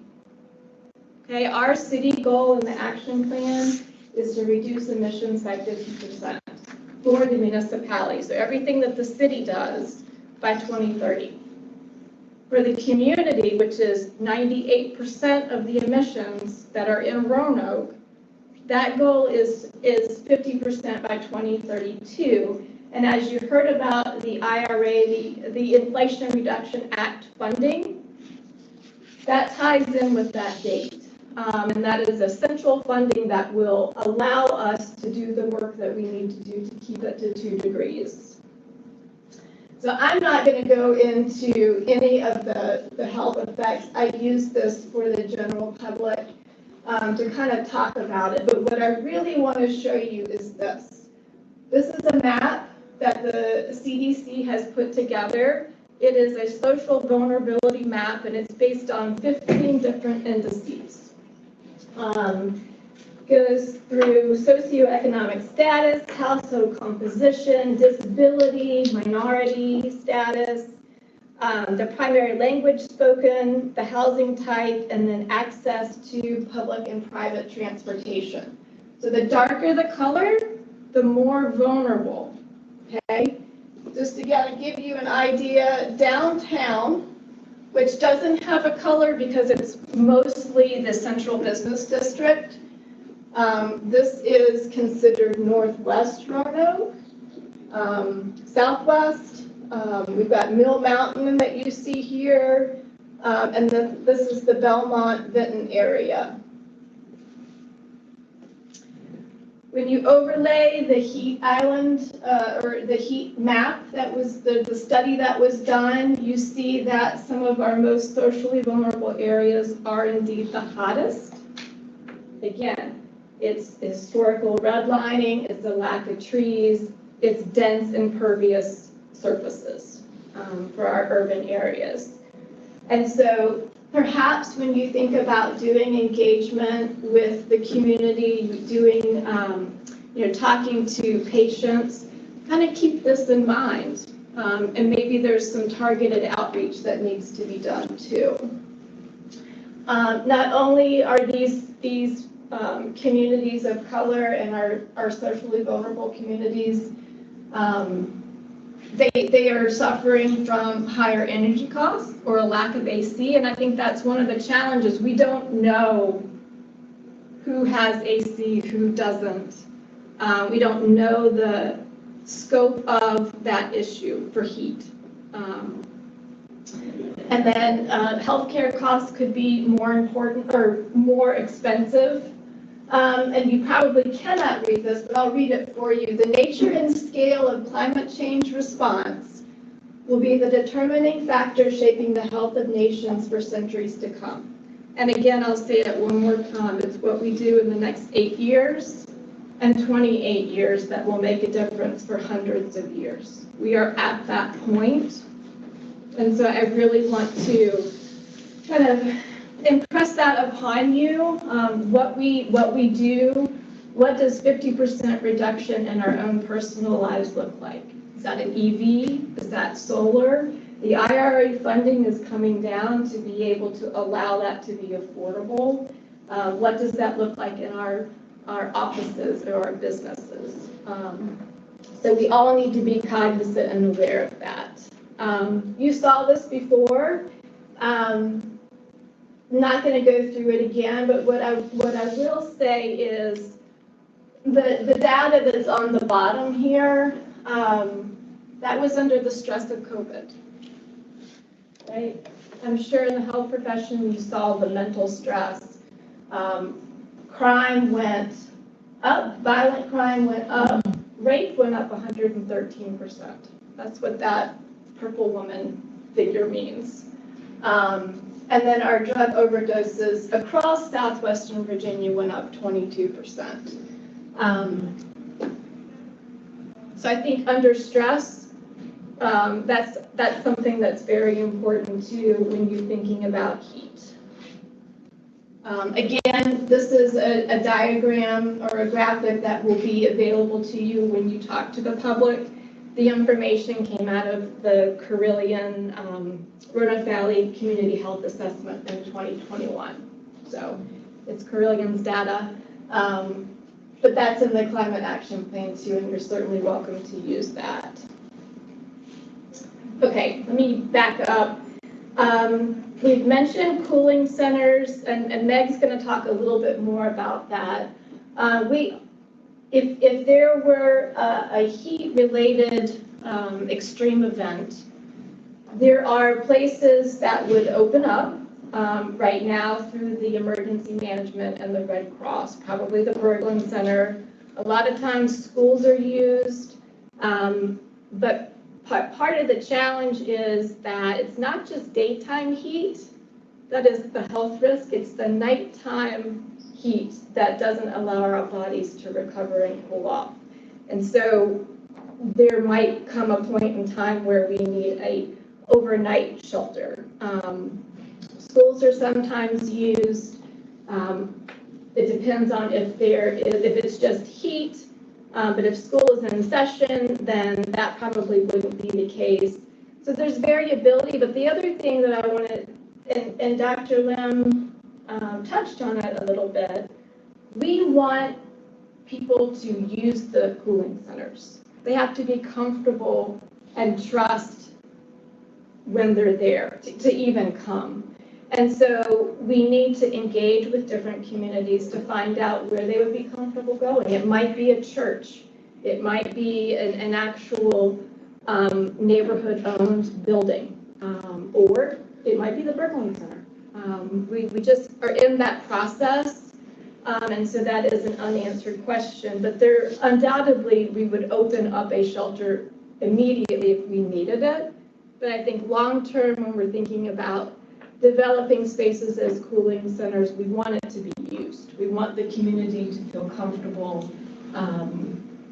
And again, we will need to go a step further in the future and build resiliency hubs as well. So that's all in the planning stages and the thought processes, but I will let Meg, is that, oh, sure, okay. Yeah. Well, actually, that's not her. So we'll let you, you say who's next. Well, did you have slides in here? Just the community, the local resources slides, those 4 that have like the cooling assistance and the Appalachian Power. Okay, so let's do this. Let's just take a second, because I think those might have gotten put. John, do you know? Are those back up in? They're just in the main presentation. I did separate them out. Yeah. So yeah, we can do that real quick. All right, does anybody have any questions while they're figuring that out? Okay. Thank you, Leanne. I have a question a little bit about kind of, are there citywide, statewide initiatives looking at things that will be changing in the city? Specifically what I'm thinking of are, it might be urban planning, not necessarily city stuff, but related to housing practices and how things are built, and more than just cooling stations for emergencies, but look at look 5 years, 10 years, 15 years down the line, so that we have, I'm looking for a way to kind of talk about, this is what your area is looking to do long-term, here's what you can do. What does this look like from the city of Roanoke? Right, and there are neighborhood plans that the planning department has created, and they update them periodically. So it's a conversation that needs to be had. Part of it's policy, part of it's planning, urban development. You know, it's complicated, like Dr. Lim said. It's not easy. So it's growing and being developed, kind of. Yeah, and the gentrification is certainly something that is very, very important, and we're looking at. It's in the climate action plan, is one of those things that we need to think about how to avoid that. Even when there's good things that are happening, bad negative consequences can happen as a result of those good things. So I'll turn it over to you, Meg. Thanks, Leanne. 5 minutes? Yeah. Okay, I'll go quick. My name is Meg. I'm the Sustainability Program Assistant for the City of Roanoke, as well as the Program Coordinator for a group called Healthy Homes Roanoke, who we'll discuss in a minute. But first off, I just want to note that that's something, one of the really important things that we've discovered through this work in this grant together so far is that local resources in the city are lacking. We're still in the process of building out cooling centers, and cooling assistance really isn't a dedicated citywide or city-run program. But we are working on expanding those more, and through this grant, that's really going to help give us the resources and the education to back that up and really start to enhance those services. But in the meantime, there is cooling assistance through the Virginia Energy Assistance Program through the Virginia Department of Social Services. And through this program, they provide AC units, they repair cooling equipment, and they can assist with payment for electricity bills needed to operate that equipment. But there are really strict guidelines for this program. Applications are only accepted for a very short window of time, and funds are limited. So people are encouraged to apply as soon as possible. And also there are other eligibility requirements such as age and income. So you have to meet all of these things to get this assistance. So it is a really helpful program that is not available to everyone, unfortunately. And the full information is available on that website. There are also programs from Appalachian Power to help save energy in the home and can sometimes provide cooling assistance through rebates. So the Home Performance Program, they provide free home energy assessments where they will install various energy efficiency measures in your home, like LED light bulbs and pipe insulation. And then afterwards, they give you a report to show other ways that you can save energy in your home, such as installing a heat pump, which, counter to the name, also cools your home. but you are only eligible for those rebates if you fit income guidelines, but that is an available program. The other half of their program is the energy efficiency kits, and those are free to all APCO customers, and they are delivered right to your door. And through the online marketplace where you can order these kits, you can also buy other products to weatherize your home. And weatherization is an extremely important component of cooling because it makes sure that the house is sealed up so that any type of cooling they do have stays in the home and doesn't escape through cracks in the doors and windows. And also that heat on really hot days can't penetrate inside. So weatherization is a key component in this whole big picture of cooling assistance. Another program that assists with weatherization and other home health concerns is a collaborative called Healthy Homes Roanoke, which I mentioned that I'm the program coordinator for. And this is a public-private partnership that works to improve the health, safety, and comfort of our most vulnerable citizens through holistic home assessments that address things like energy burden, indoor air quality, and home safety. And some of the current partners are the City of Roanoke, Clinician Clinic, TAP, Renovation Alliance, and Blue Ridge Independent Living Center. And last year, we were awarded a $2 million grant from HUD to use over a 3.5-year period to conduct these healthy home interventions in the city. And they address a variety of interconnected health and household safety concerns. So we're really excited to get that up and running. And the website is going to have all the information. It should go live any day now. We've been working on it for the past couple of weeks, if not months, and all the program partners are just signing the RFPs, and so everything is about to get rolling, and we're really excited to start making a difference in houses in Roanoke. Some other resources that are just ones that are really important to just have on the top of your head. 211 Virginia, it's open 24 hours a day, 24/7. You can call, you can chat, you can email, and they will give you free resources on available community resources available. And Clinician's Easy Health Guide, which I'm sure most of you are aware of, that can provide other health services and events in the Roanoke Valley. Amazing. Amazing, without 5 minutes. And last but definitely not least, we have Ms. Rachel Burks from Clinician Community Health and Outreach. He's going to go over their programming, and then we will close. Sounds great. So I think I probably need to advance a good. Oh gosh, yes, that's right. Here we can quickly do that. I'm going to let you. And I'll start talking while Sara is navigating those slides. So Clinician, as a not-for-profit health system, is committed to investing in community health.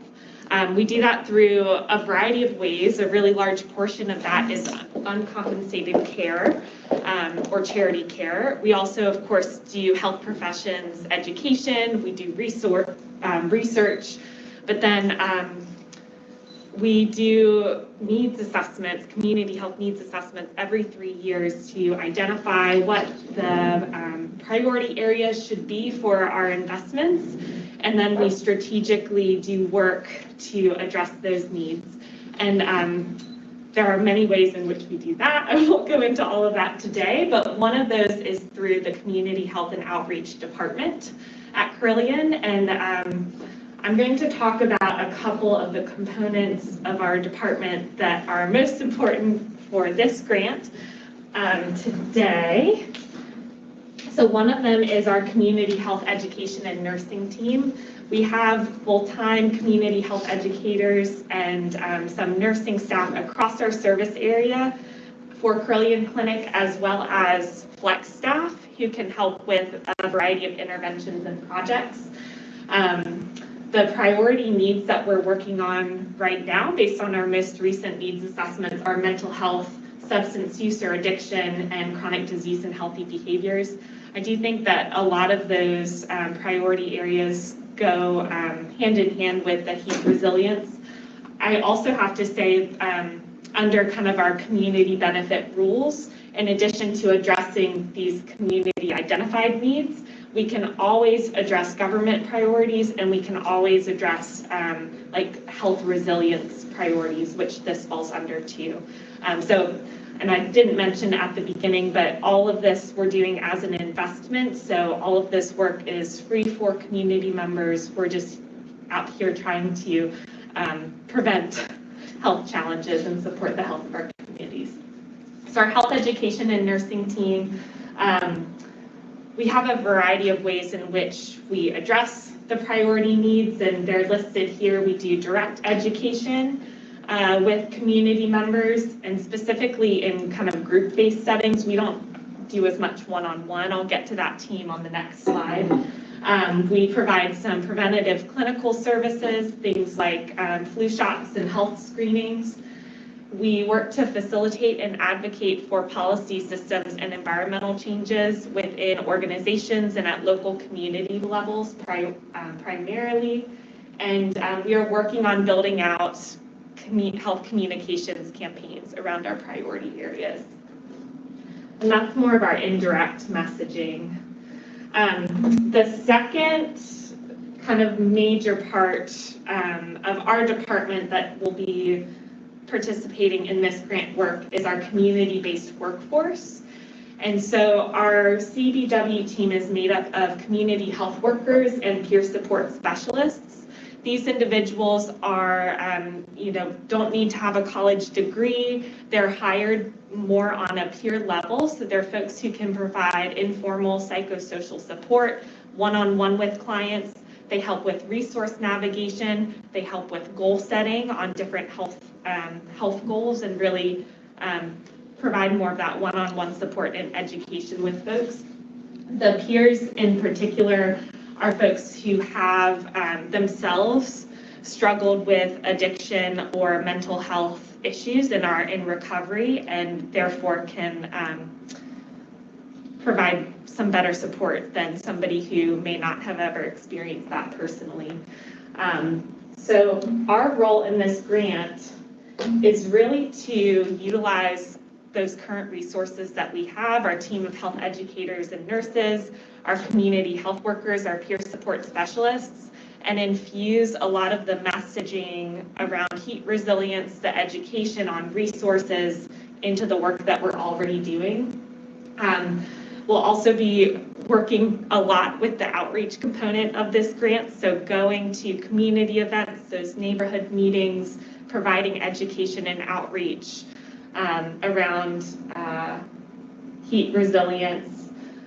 We'll be helping with any of the major activities, the family summit and things like that are happening in Roanoke, and then we hope to also launch a communications campaign around heat resilience as well. One of our most immediate next steps will be training our community-based workforce team on climate change, heat illness, and available resources, so that they, when they're working one-on-one with clients, can screen those clients for vulnerabilities and connect them with appropriate resources. So our health education team will be providing a much more condensed training to our community-based workforce team so that they can execute some of these things working with clients. I know that was really quick, but I think that's a pretty good summary of what our department will be doing with this grant. So if you have any questions, please don't hesitate to reach out. We're also very flexible. So if there are things that I failed to mention that we could or should be doing as part of this grant, we're ready and willing to help and are really excited about this work. Any questions for Rachel? Yes. I guess I want, you kind of alluded to this in meetings, but what are some creative ways you envision community health educators adapting this material for community health workers and peers to make it engaging and relevant and applicable? So for the community health workers and peers, they're the ones working one-on-one with clients. So what they'll really need is more of a screening tool to screen for those vulnerabilities. And then, I think the pamphlets and things like that are helpful. What we found is if we have an informational pamphlet, but then if there's also a space where they can write in like what the action steps were that were kind of discussed and agreed upon, that's always really helpful.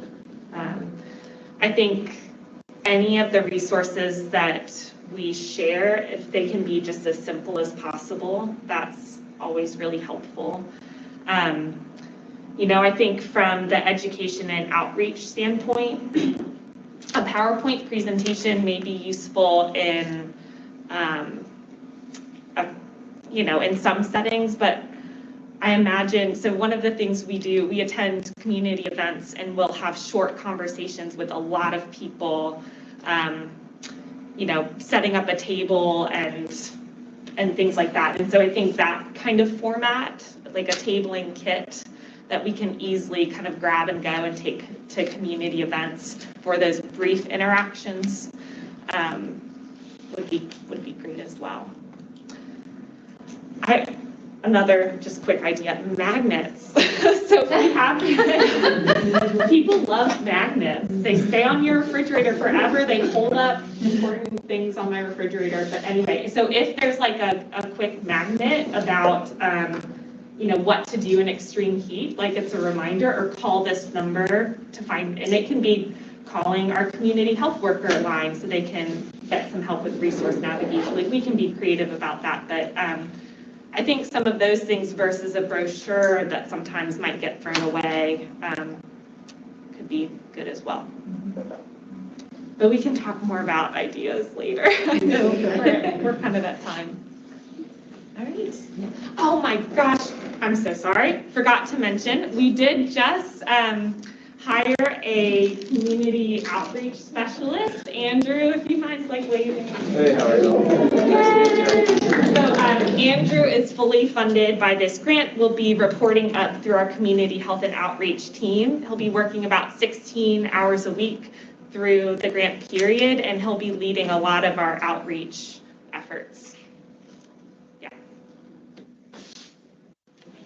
Thank you.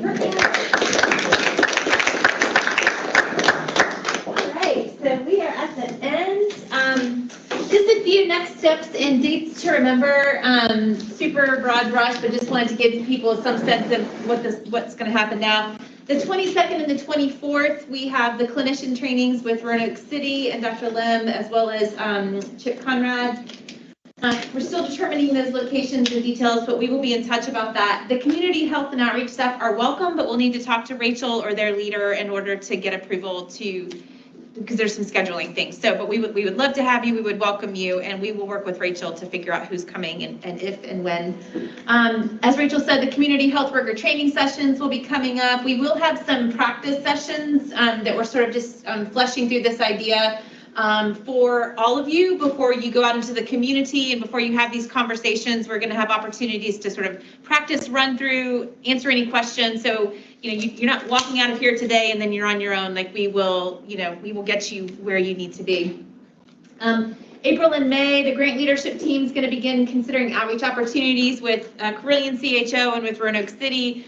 Amy Frazier already came to me with one great idea for an outreach opportunity in her husband's school. So, I think the biggest thing here is we would love your input. Like you guys are out in the community, folks, people, like we're just looking for opportunities to spread the word. Maybe the city council meeting in May that Leanne mentioned. I mean, we're open to building that schedule out. Like we said, a minimum of 10 over the next 18 months, but the more the merrier for sure. And then of course, July, I have 26, Theo said 26, but we'll clean that up, is the STEM Family Summit after Theo's program. Times to be determined, but likely in the evening, but we will need at least one clinician volunteer for potential reverse science fair. So our clinicians, take a look at your schedules and maybe see if you might have some time set aside for that, and just generally more information to come. But thank you guys so much. Thank you to all our speakers. Yes, John. Survey. Oh, yes. Oh, gosh, that's so important. Okay. Yeah, if you guys could please, just really quickly, do this post-training survey. This really helps us make sure we're doing what we need to do, and we are looking for true feedback. So please let us know, what did we get right? What did we not get right? So we can do better for you next time. I've also got hard copies over here. Yeah. And then after that, you're free. So thank you guys. Thanks for coming. And thanks to all of our speakers. You all are amazing. Thank you.